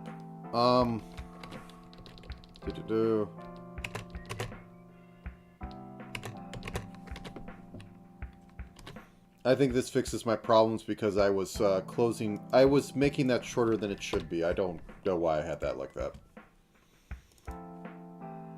It's still 1 by 1. It's still fucking... Okay, let's take out all the debugs so we can focus on why I can't count. Okay.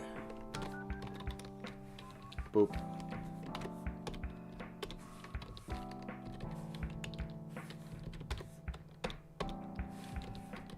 The carving should be the dumbest part about this, but okay. I need to see what's going on with it. Because it's the most vital part of this.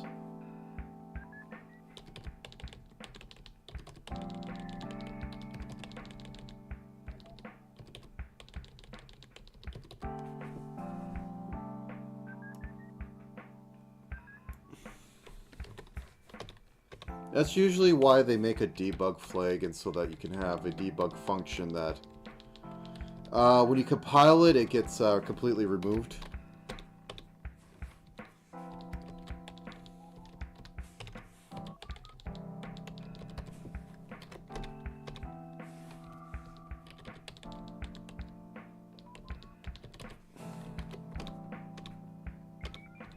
Okay. Let's see how much that cleans it up so I can actually take a look at what the carve method is doing, because there's something just off there. Okay, we're getting some of the walk stuff, but that's fine. Okay, so carve. Oh yeah, I totally wanted to search down there. It's so useful to search in that part of the thing. Yeah, I'm totally not searching my code. I'm searching what I ran on the command line. Totally. Very useful. Should be in every IDE and default to it whenever you hit Control F. Sorry, this is literally what I mean, where, like, I fight the stupid IDEs.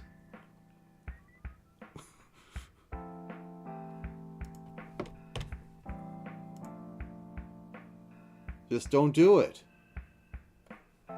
Then why have it?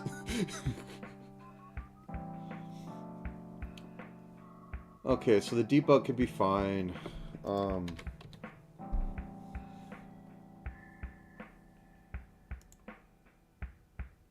just going to do an XY here and then see where the index is. Okay.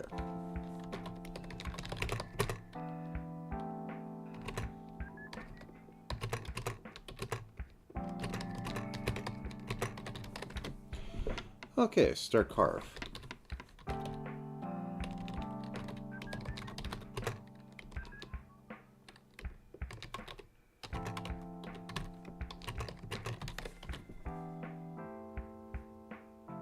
Why are you yelling? What's wrong? Literally, why is... Fuck.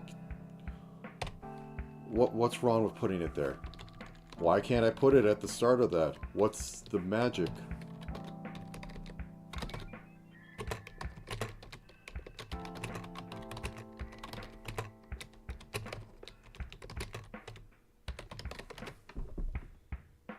Okay, maybe I forgot that. Okay. Alright, run it again.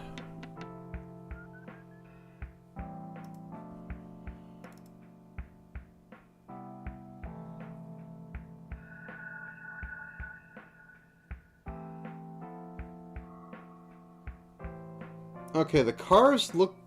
It's calling a lot of the cars.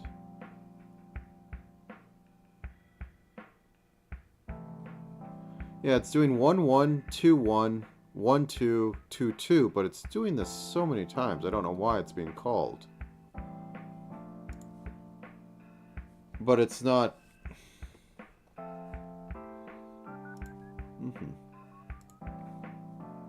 Carve macro tile. Where are you?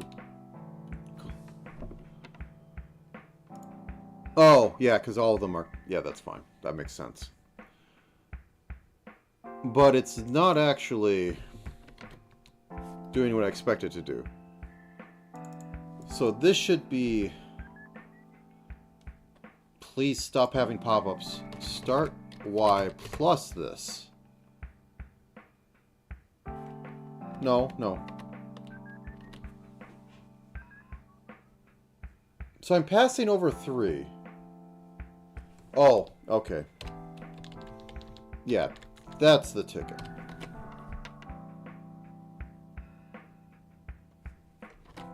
Yep.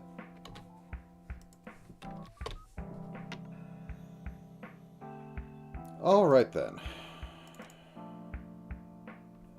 And it's still not drawing anything more than a single tile. It's not even drawing a tile, it's drawing nothing. So, am I just losing stupid stuff to... Not transferring literal arrays right, because, ooh, they must be spooky and have 7 different ways to have pointers. It's just data. Move the data around. Okay.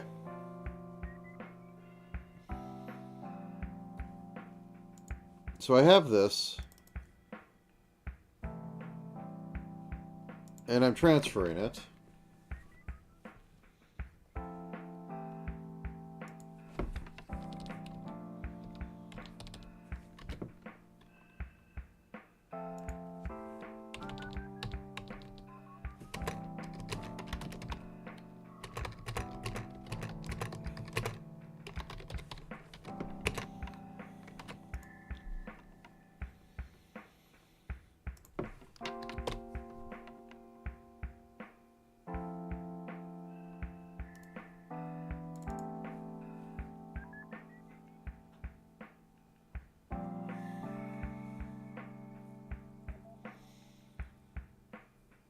Okay, so we're doing the transfer. It's from 1 to 1.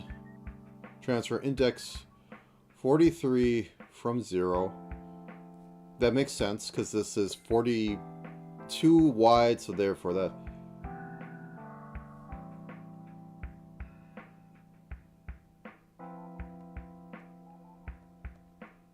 But it's all 0. Well, no, that's an uninitiated number. This right here is an uninitiated number. So, is something not getting set up? Oh, pointer crap. So, this is uninitiated data. That's why nothing's transferring over, because it's nothing I'm actually working on. Oh, great. So how can I just pass arrays of arrays around without them just exploding?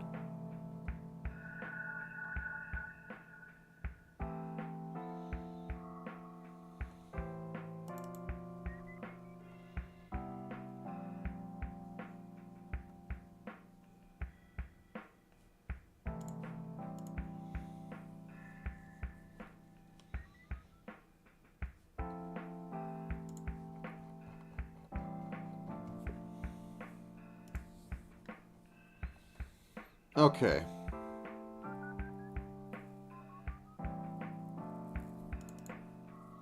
Dumb test function. This is set up. Oh, what am I even looking for at this point? Apply to main grid. I want to see what one it's trying to do.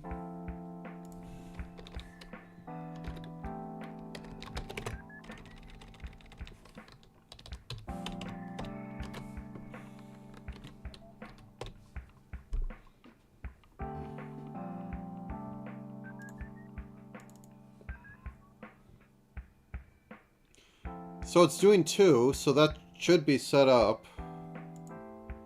Okay, let's go over into this thing right here.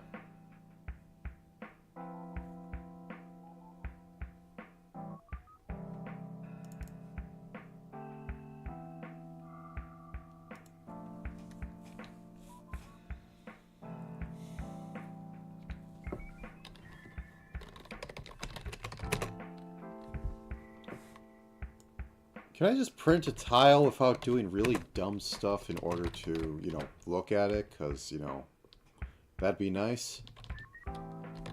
I highly doubt it. I think it's just going to give me a memory location, but I really need something more than this. So I'm going to check to see if dumb function actually sets it up, and then I'm going to... Yep, I clicked twice, therefore I clicked out of everything I was on.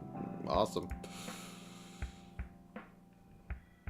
Yeah, it just gives memory locations. Oh, fucking hell. Okay, time to do dumb stuff. Okay, for index... Oh, no. Display index. Because I don't have a debug one for this. Equals 0. Display index. Yeah, see, this is what I mean. It's giving me all this. I typoed something slightly in this, but it's not giving me, and it's not giving me what's right next to it. And this should be in scope. Less than... It's very frustrating. Macro tile total.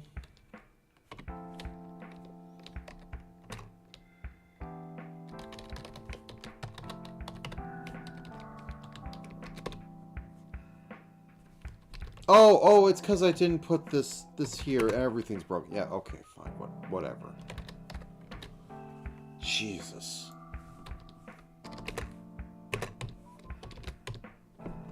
If I needed to code perfectly, I wouldn't need the IDE. If I needed to code perfectly to use the IDE, I wouldn't need the IDE because I code perfectly. Yeah. Okay. Though I find this, as frustrated as I am, which is mostly from this week and this morning, this is less frustrating than, like, what 7 different classes do I need to make in order to put a single dot of text or a dot of color on the screen. That's infuriating on multiple levels. Because I'd honestly be still doing this sort of silly stuff right here, but now at a larger scale with other classes on top of it. Which I got really tired of doing. Okay.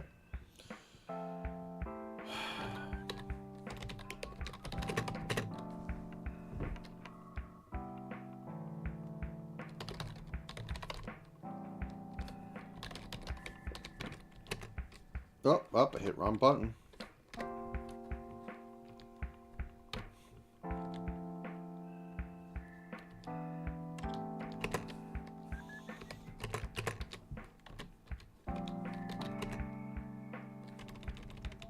Okay, let's just leave it at that and put a new line. Yes. Okay. Room.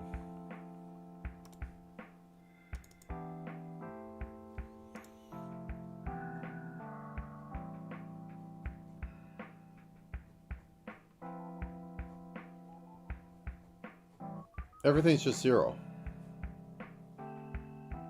Except for index 0, which is negative uninitiated stuff. Why are you uninitiated and getting so much crap in there?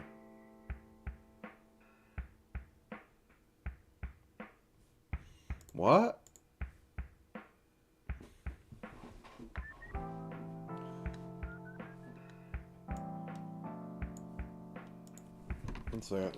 Let's assume that this is bad, not actually proper work. Let's do some 6 equals 1. Now I have to copy it right. Oh no, that should be 1 as well, but this should be 7. So we have something next to each other. So we set those. And we fill the macro. Why the heck is it having garbage data? I'll show you what I mean in a second.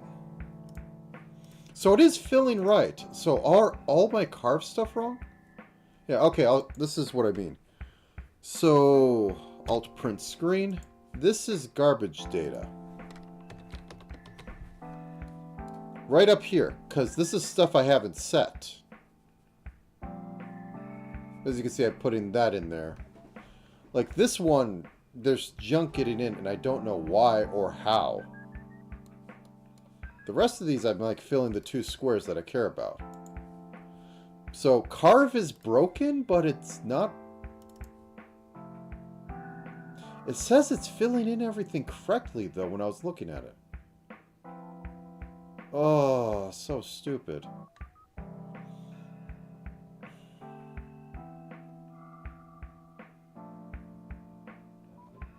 Is it because I'm passing it in through nothing? I don't know why I'm getting garbage in it. It's on 0, so I don't, like, really care. But still.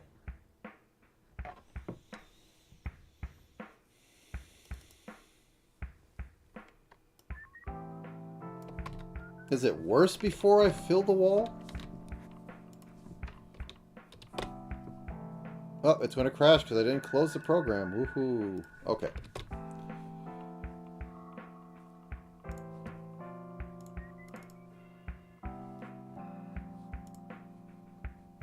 Yeah, it's absolutely utter trash.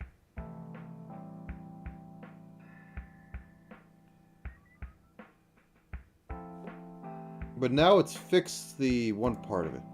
I think there's something with this fill that's not doing what I think it does.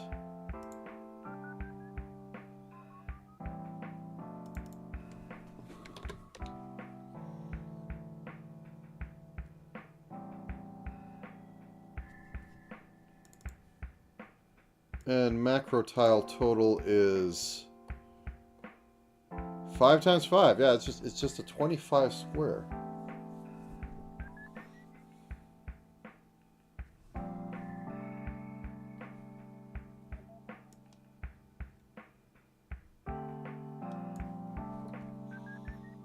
Yeah, just is.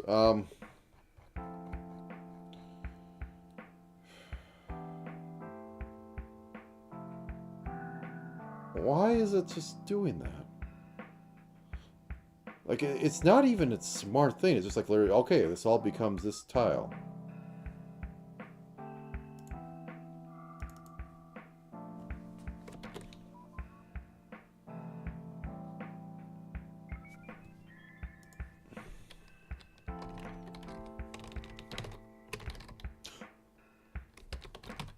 Wait, is wall tile a, no, it's an int.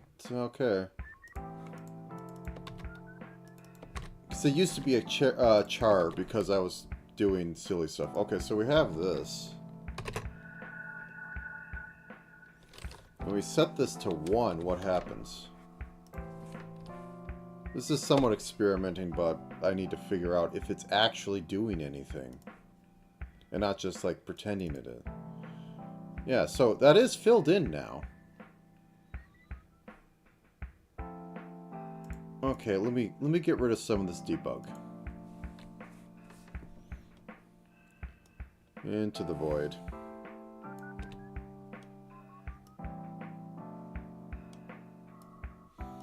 Except for this one right here. So that does fill it in. We put it in as 0 now so that it's filled in with quote-unquote wall tile, which looks more like floor tile, but whatever. Okay, that's completely filled up, and carve isn't doing anything. This is doing absolutely nothing. So if I turn this back on,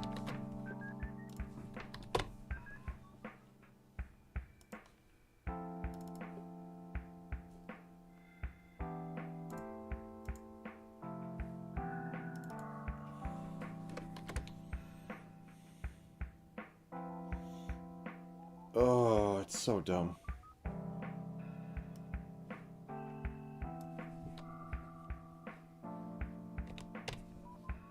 Oh, wait. This shouldn't... Oh! I forgot to take those. Okay. This is macro tile height. This is macro tile width. Okay. No wonder it was being so dumb.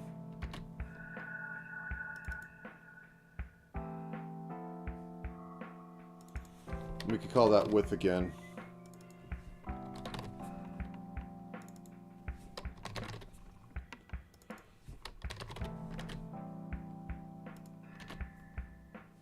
Okay, mystery solved, hopefully.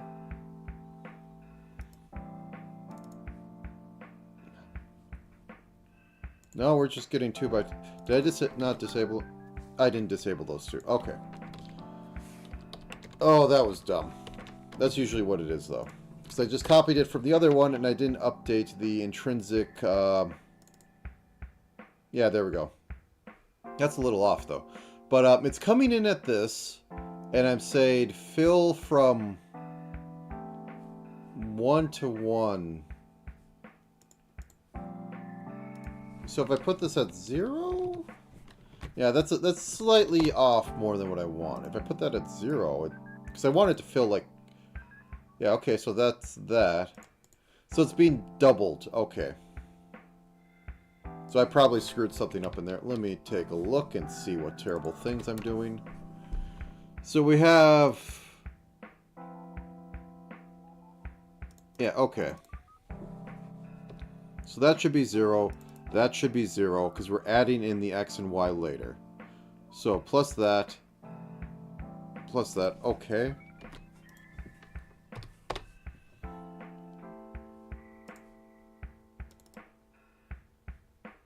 So now we are starting at 1, 1.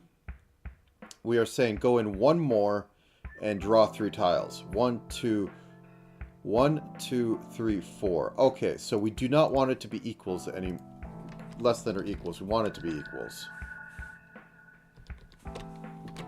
Because now we have it at... Okay. And And a lot of the trash data was coming from the fact that we had stuff just writing up later and that was destroying everything. Alright, we're hunky-dory now. So we go back up here, we change this, and then we have the stitch do its job.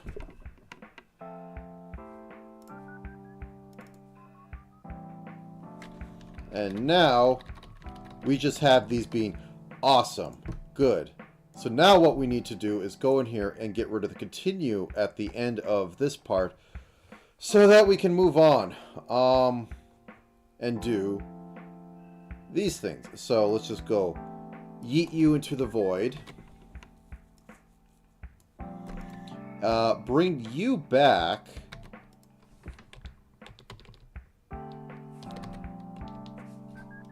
Actually, why am I doing that? I can just do this. Oh, my house cooled down. We're gonna have heater turn on. So we do that again. Okay, we have a little bit of weirdness going on, especially with that. Getting closer. Closer, closer. Okay.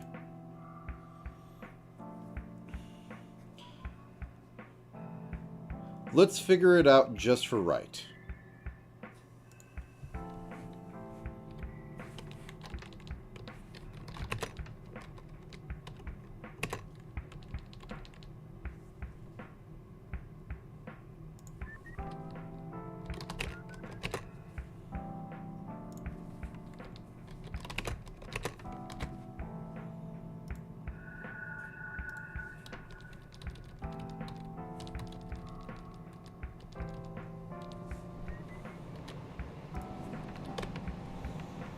So this is going to fail like 4% of the time, but anyways. So we're having some weirdness here. And this one shouldn't be right. This one is correctly right.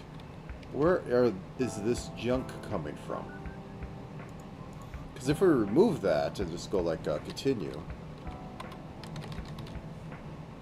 everything's normal. Correct? No, no, no. We're getting this weird thing up here.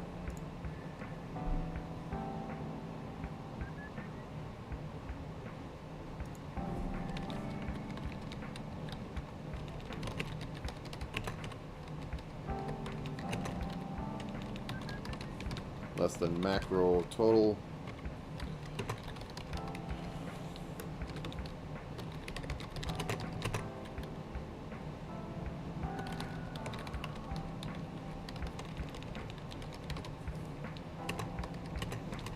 Nope.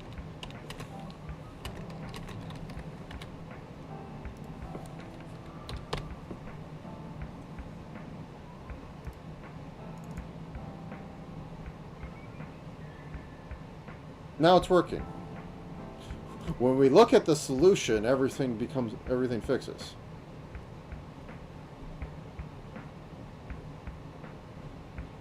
Oh, I'm putting an endl at the end of that. I shouldn't be doing that.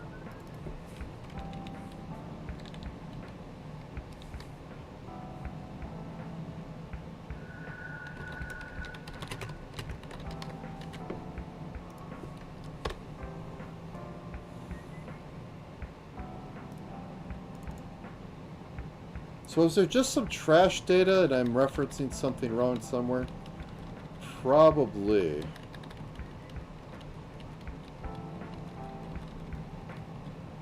It's like, unironically, if I take this away, it'll do the same problem again.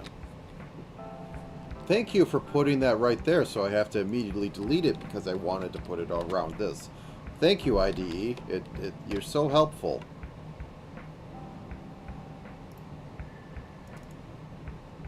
Yeah, now we're getting the trash again. Weird. Okay. Let me find transfer value. Because this is transferring correctly. It's just the macro tiles are being an utter pain. That said, these shouldn't be dynamically generated. They should be generated by me making map tiles for it, but I don't want to make the map tiles at the moment by hand. because they aren't even proper size. I just need to see that this sucker works correctly.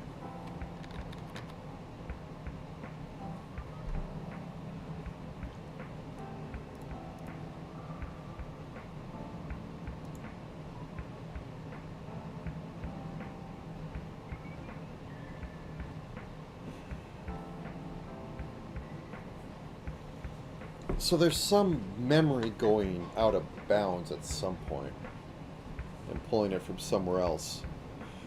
And because I'm changing the code, that means it's pulling it from a spot that's now blank. Fun.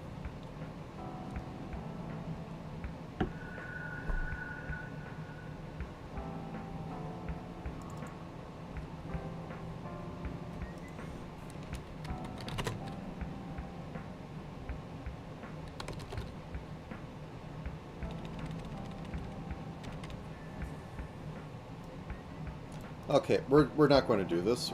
We're going to just do it the dumb way. For int cell equals 0, cell is less than macro total cell plus plus, and we're just going to go tile index cell equals 0. So everything in there should be perfectly set up. Yep, okay, we're getting perfect setups. So there's something about... I'm going to copy this and do it because I forgot what the function was. Fill macro wall is somewhat bugged.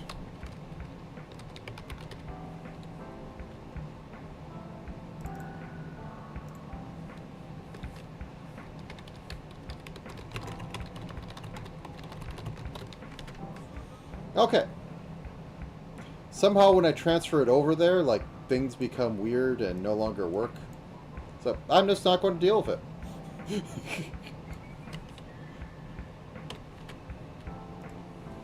It's like everything doesn't want me to use... Everything wants me to write in one singular file and not have any functions.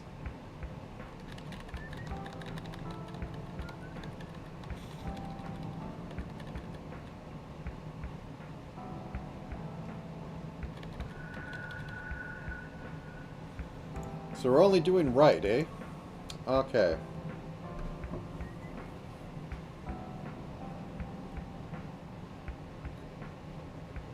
And that's not even the right. Stitch right is 2.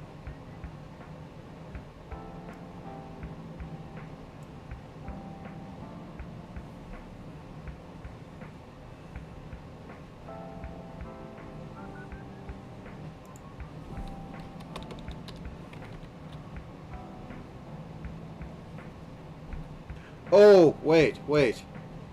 Oh, I'm being dumb. Okay.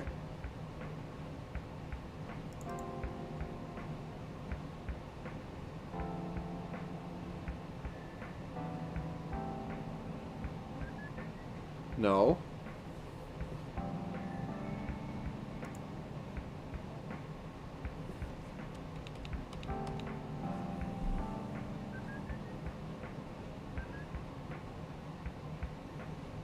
I put these... So the right is only showing up, but why is it accessing like that? Let's take... Save. Let's take a look over here. Apply stitch to main grid. Yeah, sure. Okay. On collection. Okay, let's take a look at that. So I still have that up in there. It's probably going to be a million lines of something. On collection 15...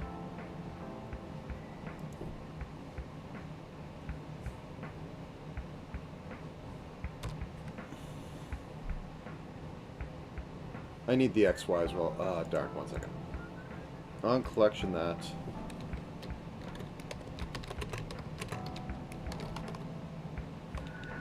I'll just put it on this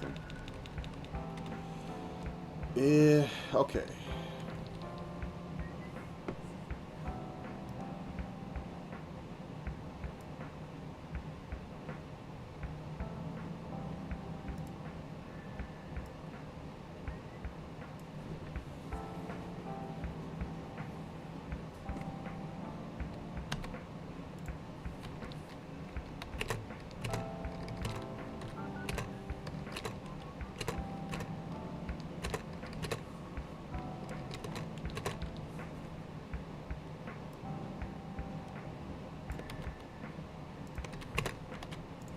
boop, boop. Okay, let's see what this gives us.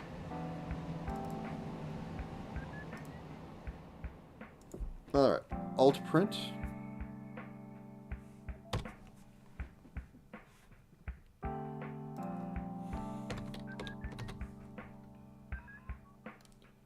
Okay, so 1, 1, 1. That's nowhere near 1, 1. Like, because this is more like, what? Oh, 1, 2. Okay, still too much stuff open. Okay, so 1. This is more like 1, 3. Or 1, 2, not 1, 1. Because 1, 1 would be right about here.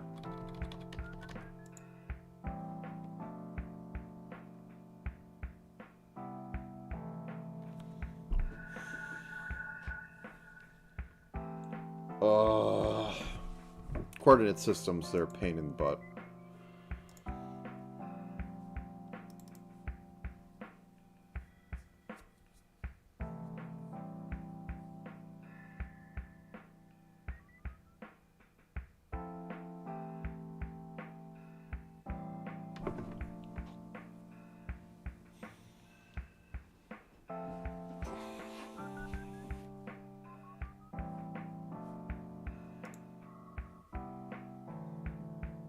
Sorry, I'm thinking for a second.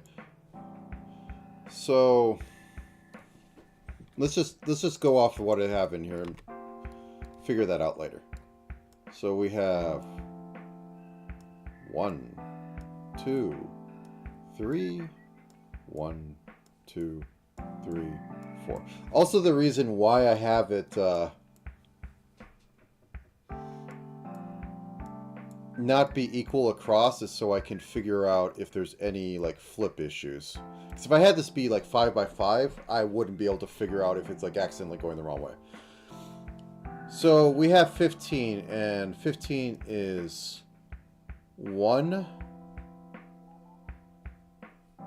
Wait, 15.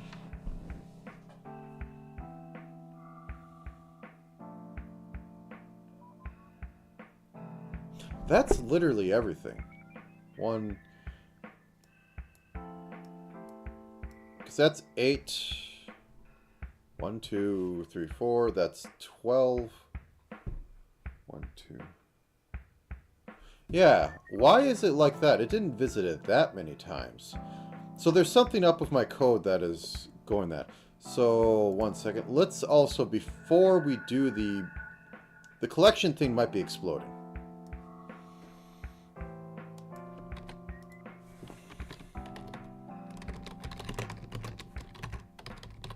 The collection might just be maxing out on accident.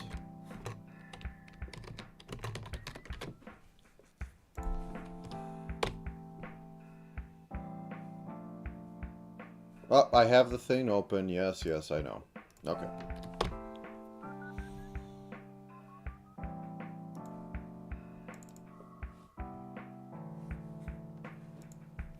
Alt print screen.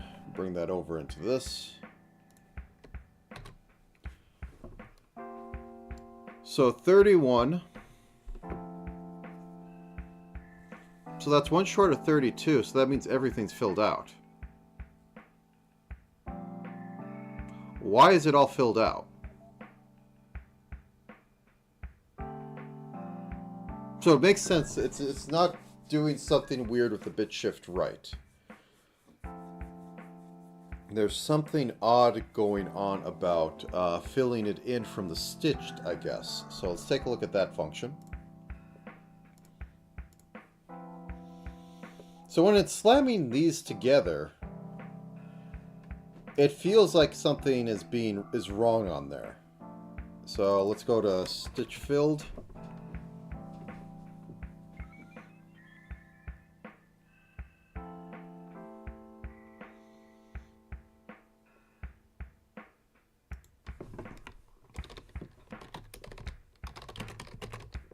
tree.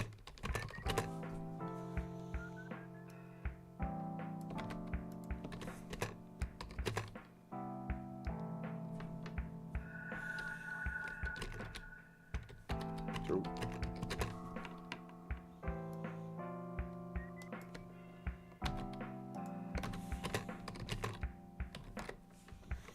and then we'll... Is it actually okay? Can I move on? Are you still trying to figure something out? Nope, it's perfectly fine. Thank you, IDE, for holding me up.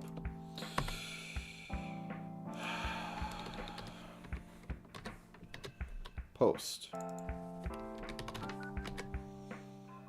And then we'll bring these back.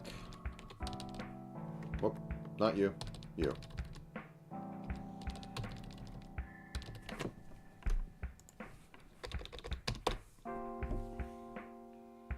There we go. Okay, let's run it and see what happens. Okay. I need to get rid of start carve macro. I forgot to do that. Yeah, go away.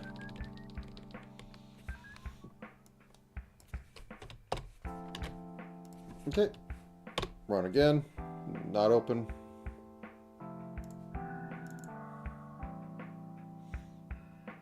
Okay.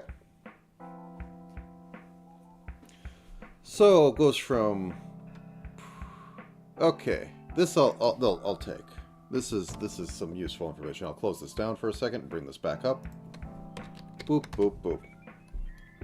So we're starting at 0. And it's going left. So this is the starting one. So it should be... So this is where it starts at. 5 digits. It gets smashed with being filled in, because it's possible I might get an orphan something, and I want to always make sure that it's like just filled in. And then it is going left, so the 4th bit is being set. Oh, that's the 3rd. The 4th bit is being set. So that is 9. But it's saying it's 17.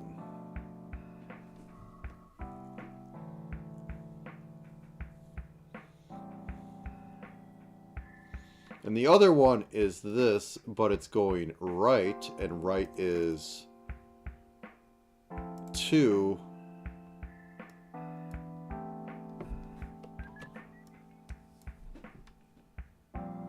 So that should just be 3.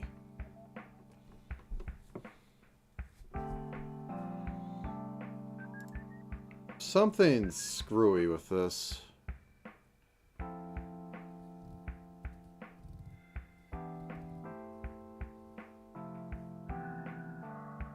No, wait. Sorry. It was 4th one. It's,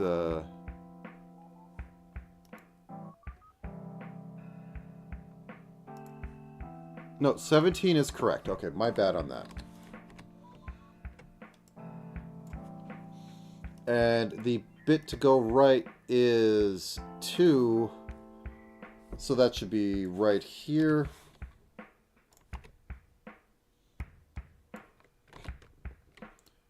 And that would be... That's still not 21. 17 makes sense. 21 doesn't. It's I have a feeling that I am smashing something together I shouldn't. Let's look for... Oh, yeah, please look down there. That's so useful. That is very useful. Hate it so much. Ah! Okay, I see what I did. Okay. So I am using the from index for everything because I'm being dumb.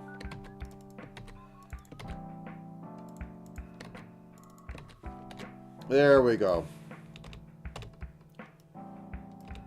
Ugh.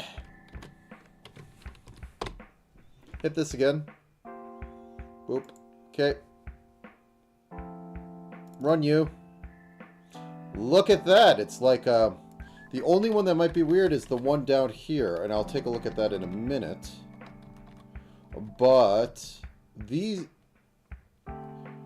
So if this went this way, and then this came down this way... Or, well, no.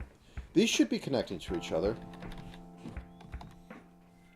You know what? I'm going to turn on all of them just for a second to see what happens.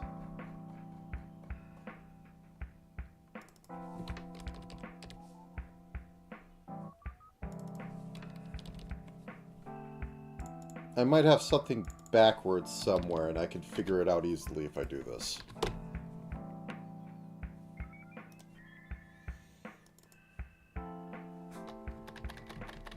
Okay, so this one is saying it's going in all directions, and none of the other ones are working correctly. So only that one is. And...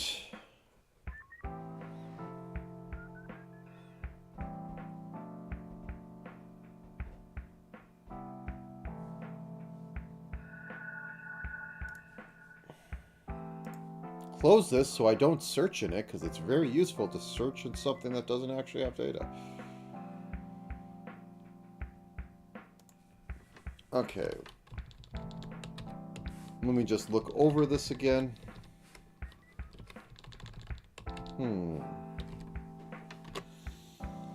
So it definitely feels like it's this.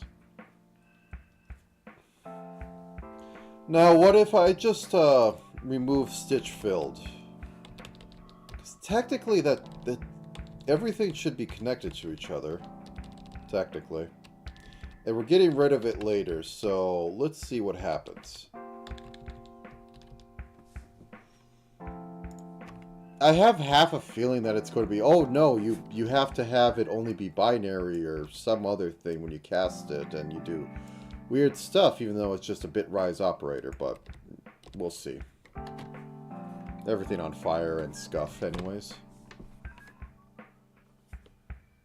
Oh, okay. So that runs...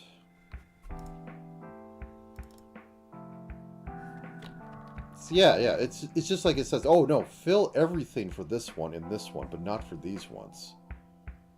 Weird. That's give me 1 second, I will be right back.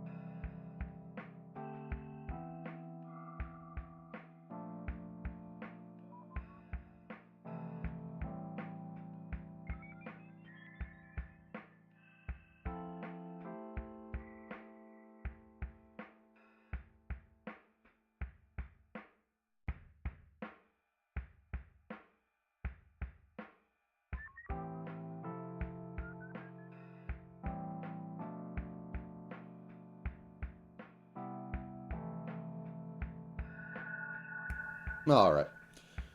So, the problem we're having is that for some reason, some of these are being filled, are like just ending up with everything applied to them.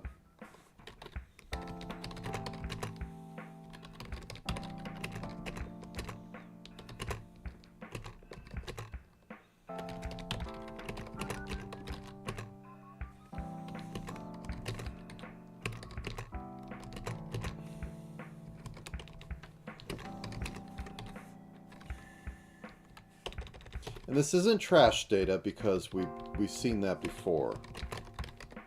And we fixed the issue of trash data, and the trash data was more coming from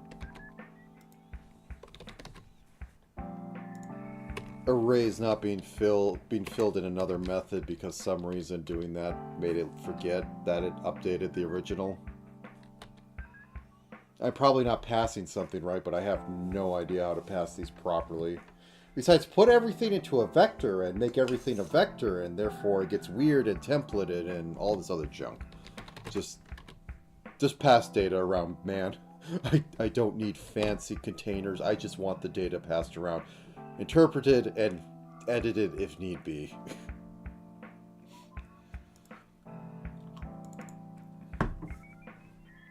Like, I honestly think at this point we've really shot ourselves in the foot and everything needs to be so smart that nobody can work with it.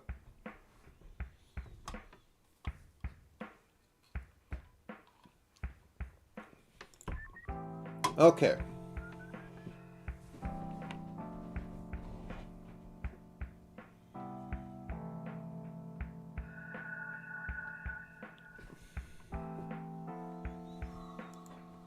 I mean, this looks better. It doesn't look like any of these are being completely filled up. It might be that I'm doing some math wrong, possibly, in setting this stuff up.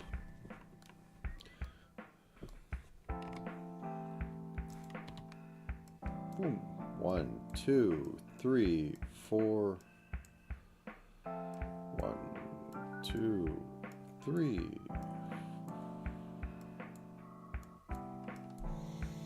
So this is in 12, which is... This is 10, so right here. 12 to 11. So this one should be... Sorry. This one should be going left, which is... the last one, so it being changed down to 16 makes sense, because 4 digits.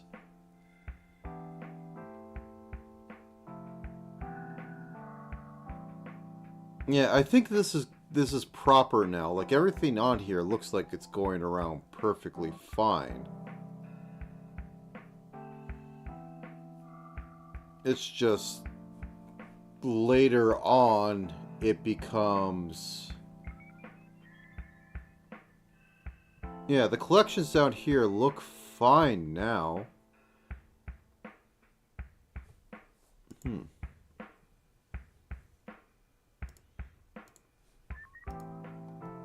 Okay, I'm going to do a big bomb on this one.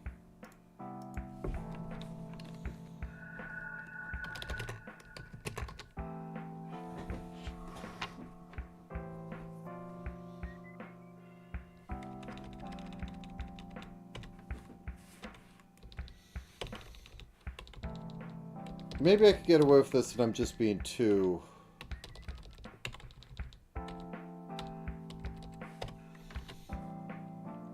Let me look real quickly. Bitwise and C++. Is it going to be 2 ands?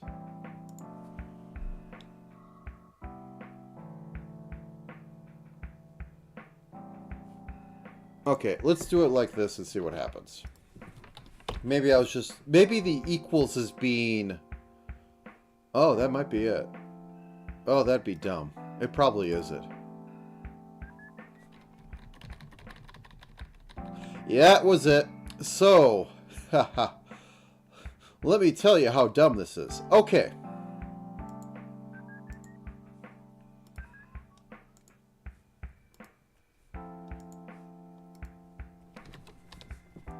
So, we have x and 2 equals 2. So what I thought was happening is that x is being bitwise and against 2. So say that this is 0, 1, 1, 1. 2 is this.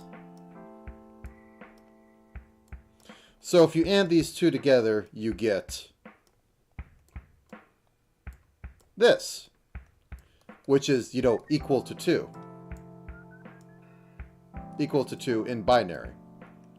What's happening is that it's evaluating this side first, and therefore I get true, which is 1.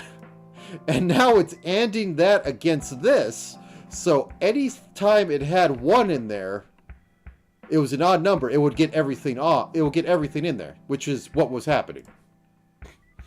So now this is working correctly. And I guess the locations are right. They seem weird to me. But now this is going like...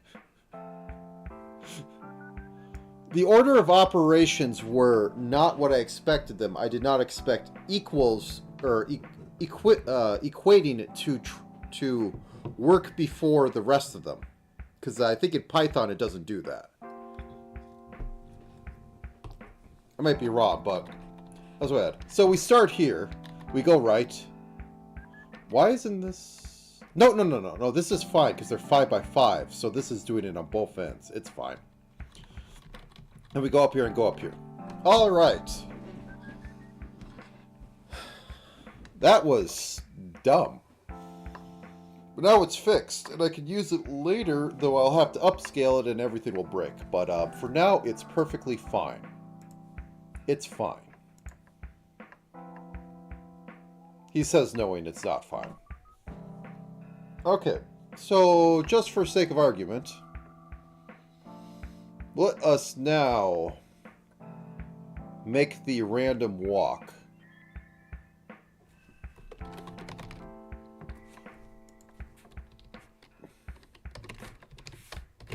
B20. Yeah, let's have it B20.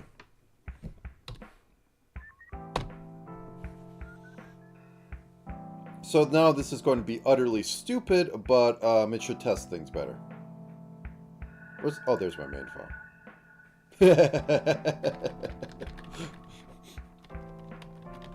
Okay, let's not do corners. Let's not do corners now.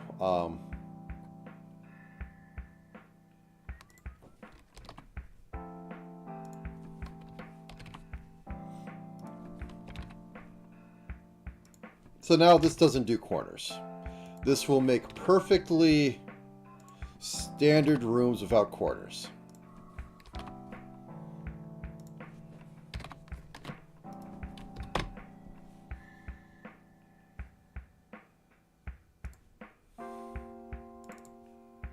There we go.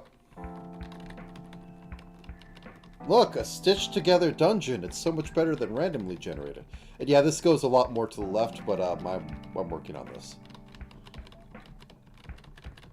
I mean, to the right. So this runs 40 random drunken steps, or it fills 20 rooms.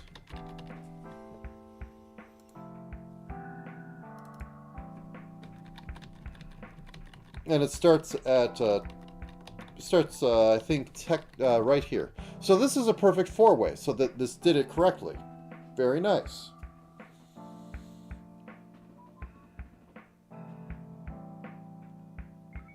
Now then.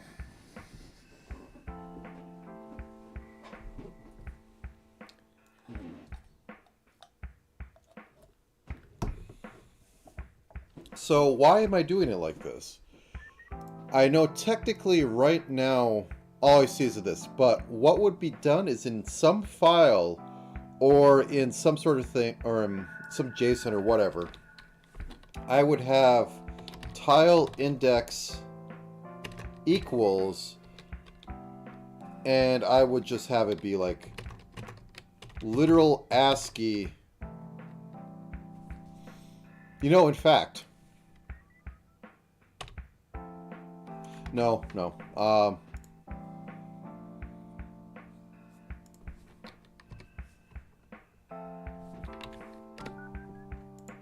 So, boop, boop, 1.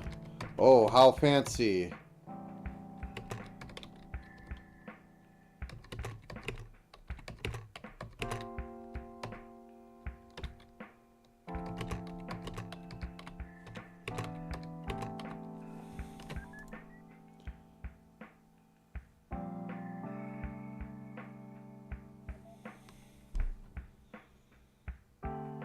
Oh, it should be 25. My bad.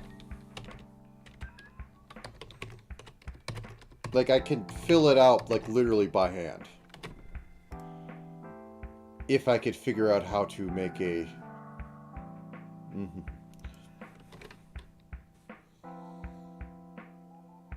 C++ set array... initiate array.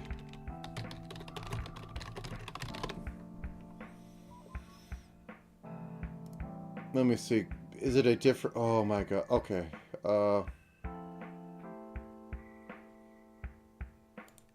No, I don't need a Stack Overflow. I just need somebody to show me. Here's the 7 different ways you can make an array.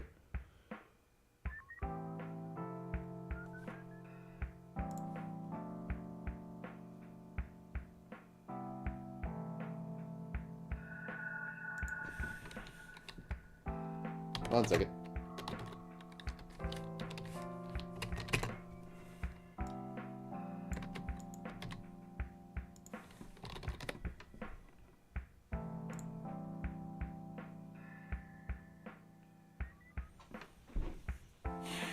This isn't going to work the way I want it to, is it?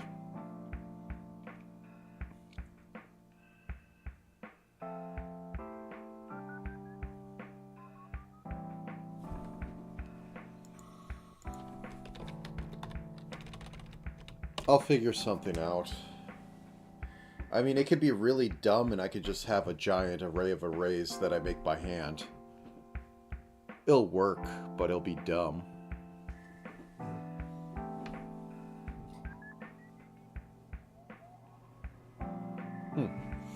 That's something I'll figure out later, but I have it dynamically doing it, which is technically a little harder, but let's go back to this thing. So what else did I want to have done today? I don't think I want to have it done anymore. Basic frame animation? Yeah, sure, I could do a renderer.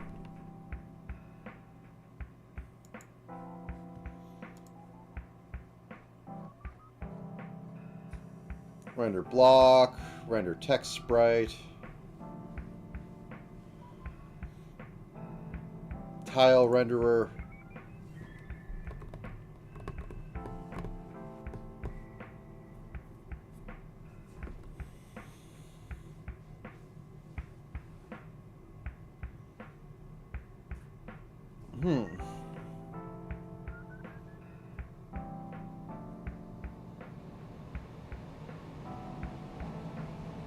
Sorry, I'm thinking here.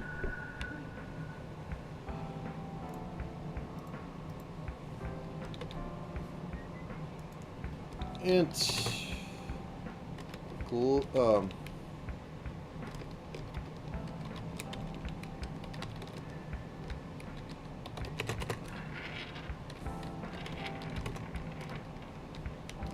glyph sheet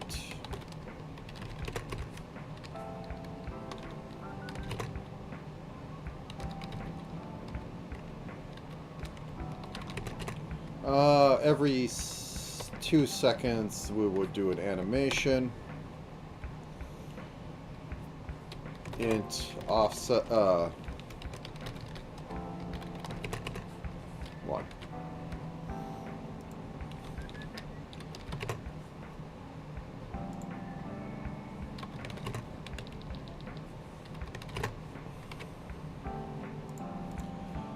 Void tile render offset, or tile render animate. So we take all this, bring this over, And then we will have an int of time. Time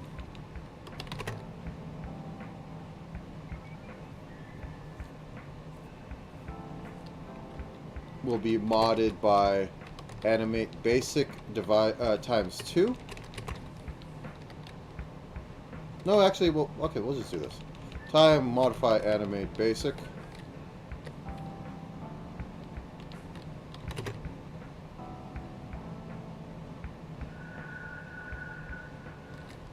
And we will mod it to 2.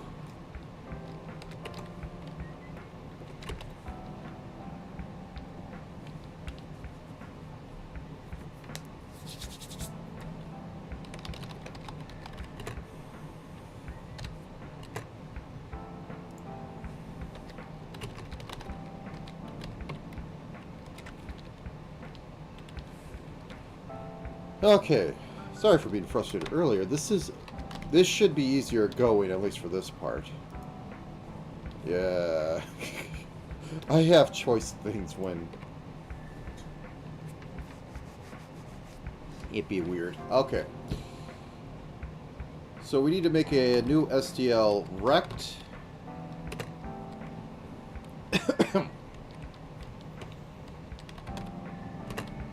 New item is equal to, or new item. New item. Ah, enjoy your lunch. I need to eat lunch sooner or later. Dot X is equal to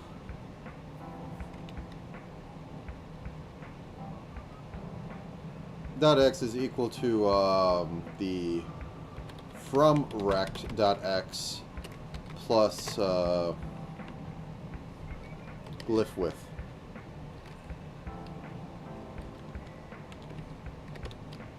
New if new ooh, chili. I haven't made proper chili in a bit. Dot X is greater or equal to glyph sheet width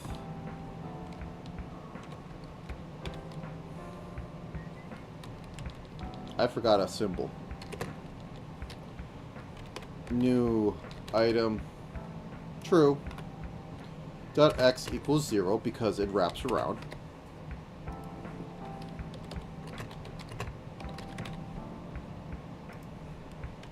New item dot Y equals from rect dot Y plus glyph height.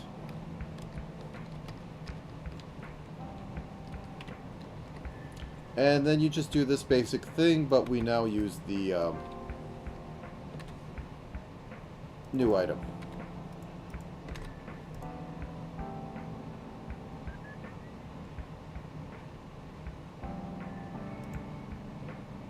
Why are you complaining? Expression must has class type of... What?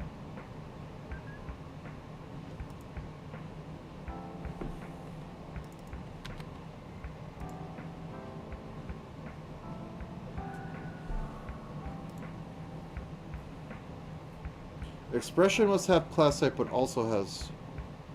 Do I have to do dumb stuff?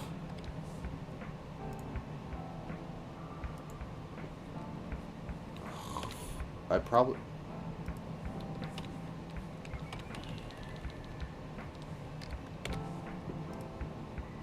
Oh my god, I have to do dumb stuff.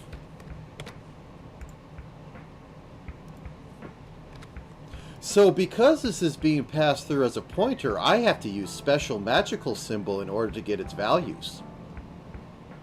Yeah, okay. So dumb. Okay, let me just make a quick little sheet. So these are 32 by 16. 32 by 16. Let's turn this on to 32-bit, or 32 size mode.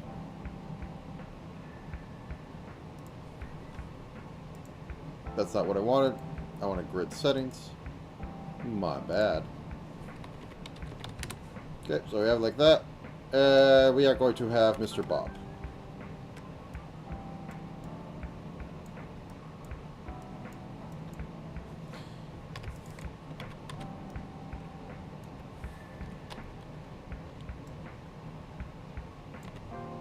I'm honestly surprised I remember that's a thing in C++.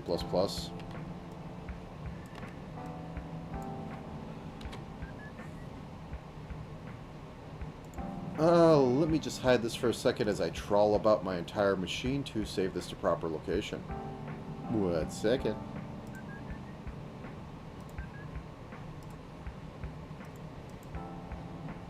Export as. We will save it. I will go to storage programming. Oh, yeah. I very much do not... Like, people get really weird and say, oh, this language is so stupid, it isn't like the one I use. And they fail to realize the only reason they like the language is that they don't run into these issues because they've yelled about it enough and do it. Yeah, they pretty much are all the same. I find it really weird when people get so bent out of shape about the language and what you have to do. I get more bent out of the shape about what setup I have to do for the language and then what the IDE starts doing random stuff for. And then maybe I could start getting complaining about, can't I just pass data around without doing magic rituals? Which I understand is, I'm in low level. I should be complaining less about that, but I'm still going to complain about that. Test char.ping, save you out. Alrighty then. So now that I have that in here, I also have art at the bottom of my screen. I should change that. So,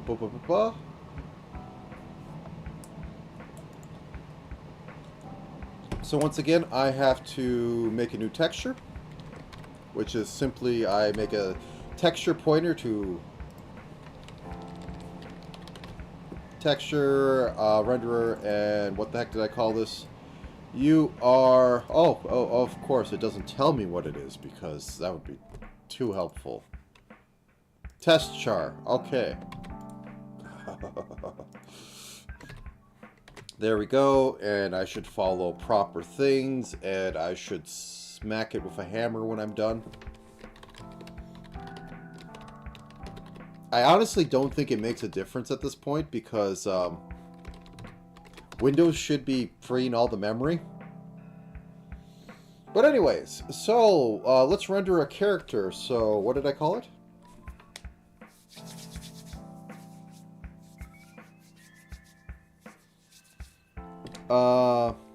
STL rect. Do I have anything else I call for this? I didn't either.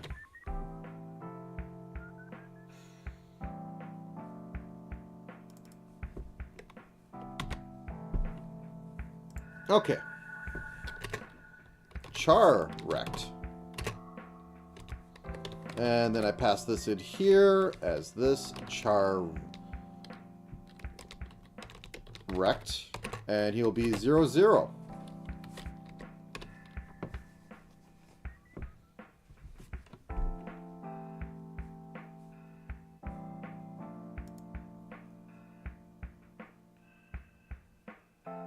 Why don't you like that?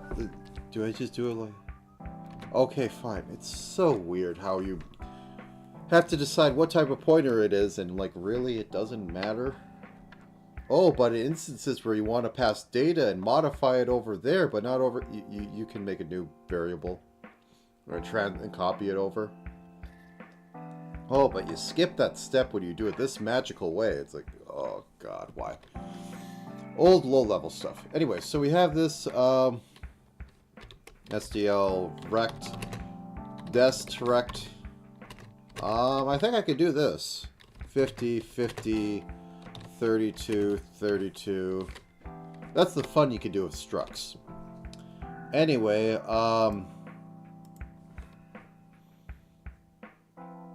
tile render animation.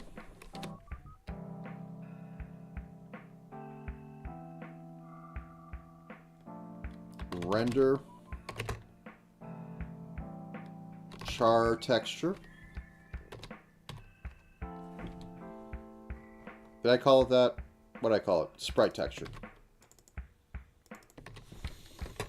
And then I have char rect, and then I have dest rect, and then I have a time in milliseconds since the beginning of the universe.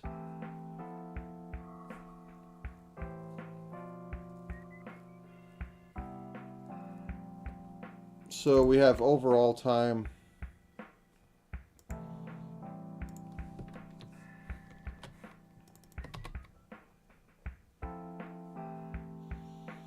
We have int overall time times 1,000. Okay. If this runs, it'll be amazing, and I'm going to take a nap or something.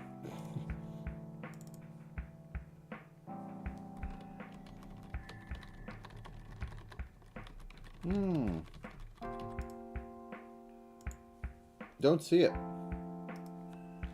So this is happening before this.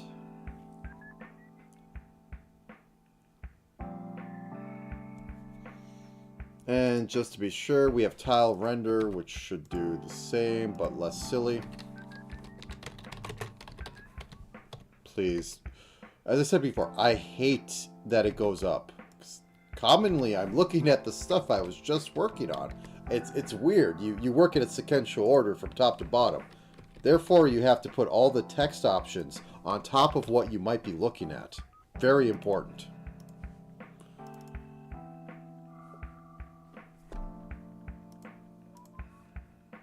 And I'm just going to copy everything in here, over here, in case it's doing oh so weird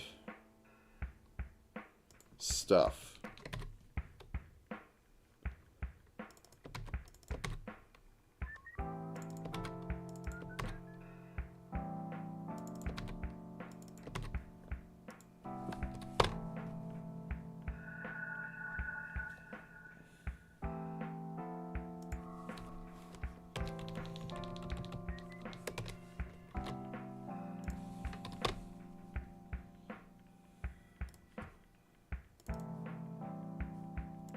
Okay, I have a feeling that this thing is not working as expected. So let us just do 0, 0, 32, 32. And I will get back to this later. Wrong language, that is Lisp.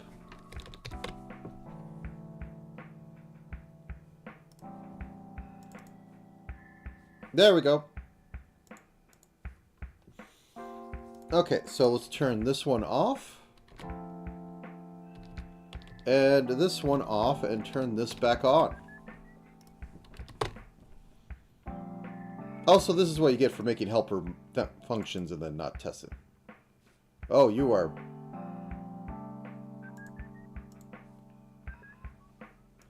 let's...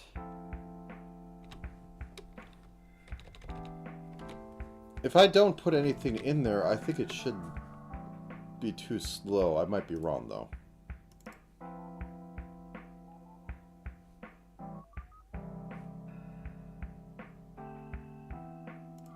Okay, so you're disappearing now. So it is doing the flip. It's just not doing the flip gracefully.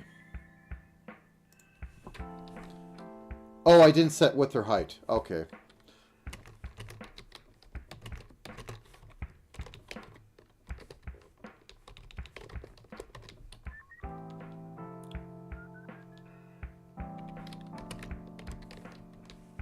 And I might be backwards, but it doesn't matter because these are squares.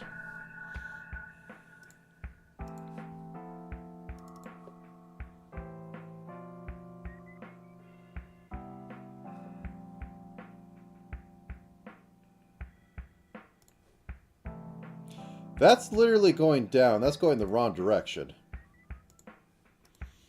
If glyph.x is... Oh, wait. Times glyph... Because that's how many items. So at least I found out that it wraps right because I had a mistake of 2 pixels at the bottom.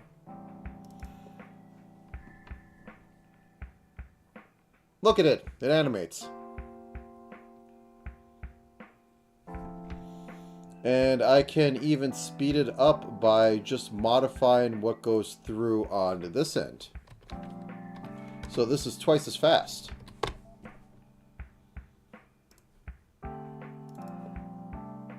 So this should be every half second. And this should be every quarter second.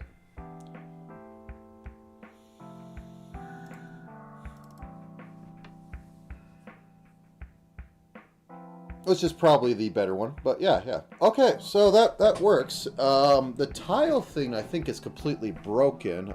Let's fix that, and then I think I will call it a day. I've been mad at code enough all day, so yeah. Pass that in there. So this doesn't run.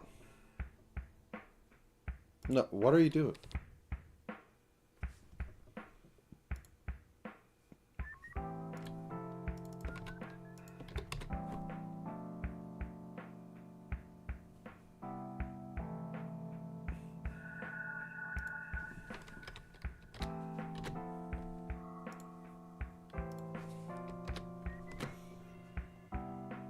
Are you happy?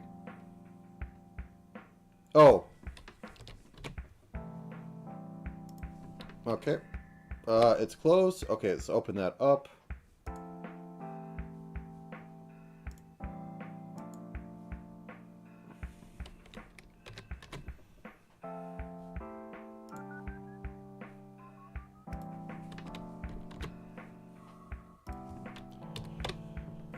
I just want to pass things around. I'll figure it out sooner or later. It's not as annoying as others. Okay, it's still working, so that's all I needed to do to get that to work. And it's dumb that it kind of works for moving around.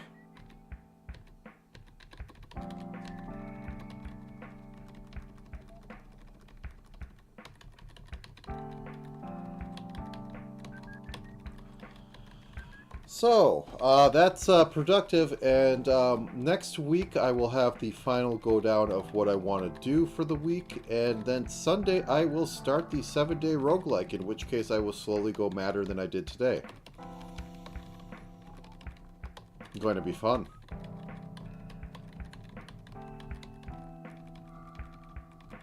So, basic input in there, like the menu stuff, maybe I'll do a little bit next week or over the course of the week, but it's mostly just going to be down to the gritty of how I'm going to do this. And I need to figure out how I can hand make array crap, because if I can't just assign stuff, it gets silly, but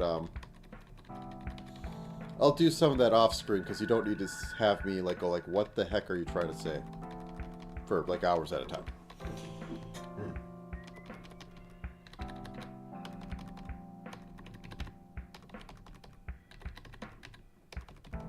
You know what? One thing I'm going to do. I'm going to have a tween value. Tween x equals...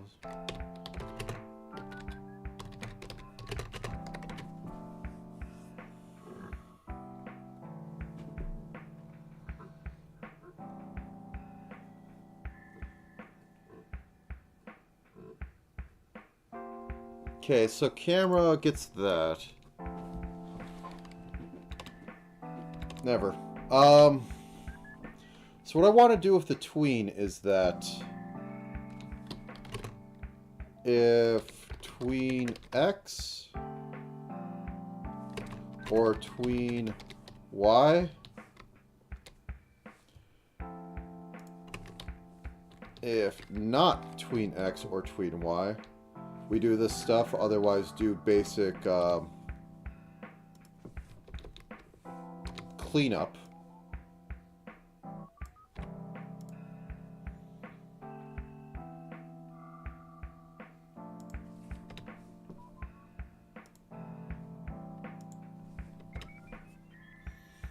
And tween will be tween x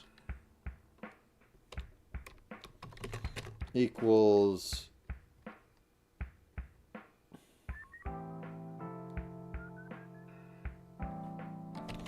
no, that's a little complicated. I think I will just leave it as today.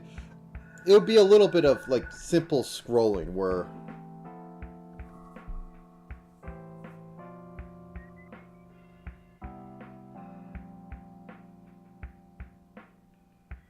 yeah, I can think of ways to do it, but I don't think I think it'd be like a 20 minutes me testing around with it. So I will not do that right now. With that, I will say thank you for joining me. It was a little frustrating today, but it was a frustrating morning because everything broke. So with that, I'll say thank you for coming and see you next week for the 7-day roguelike, which hopefully I can get this all done. But for now, have a good time of day.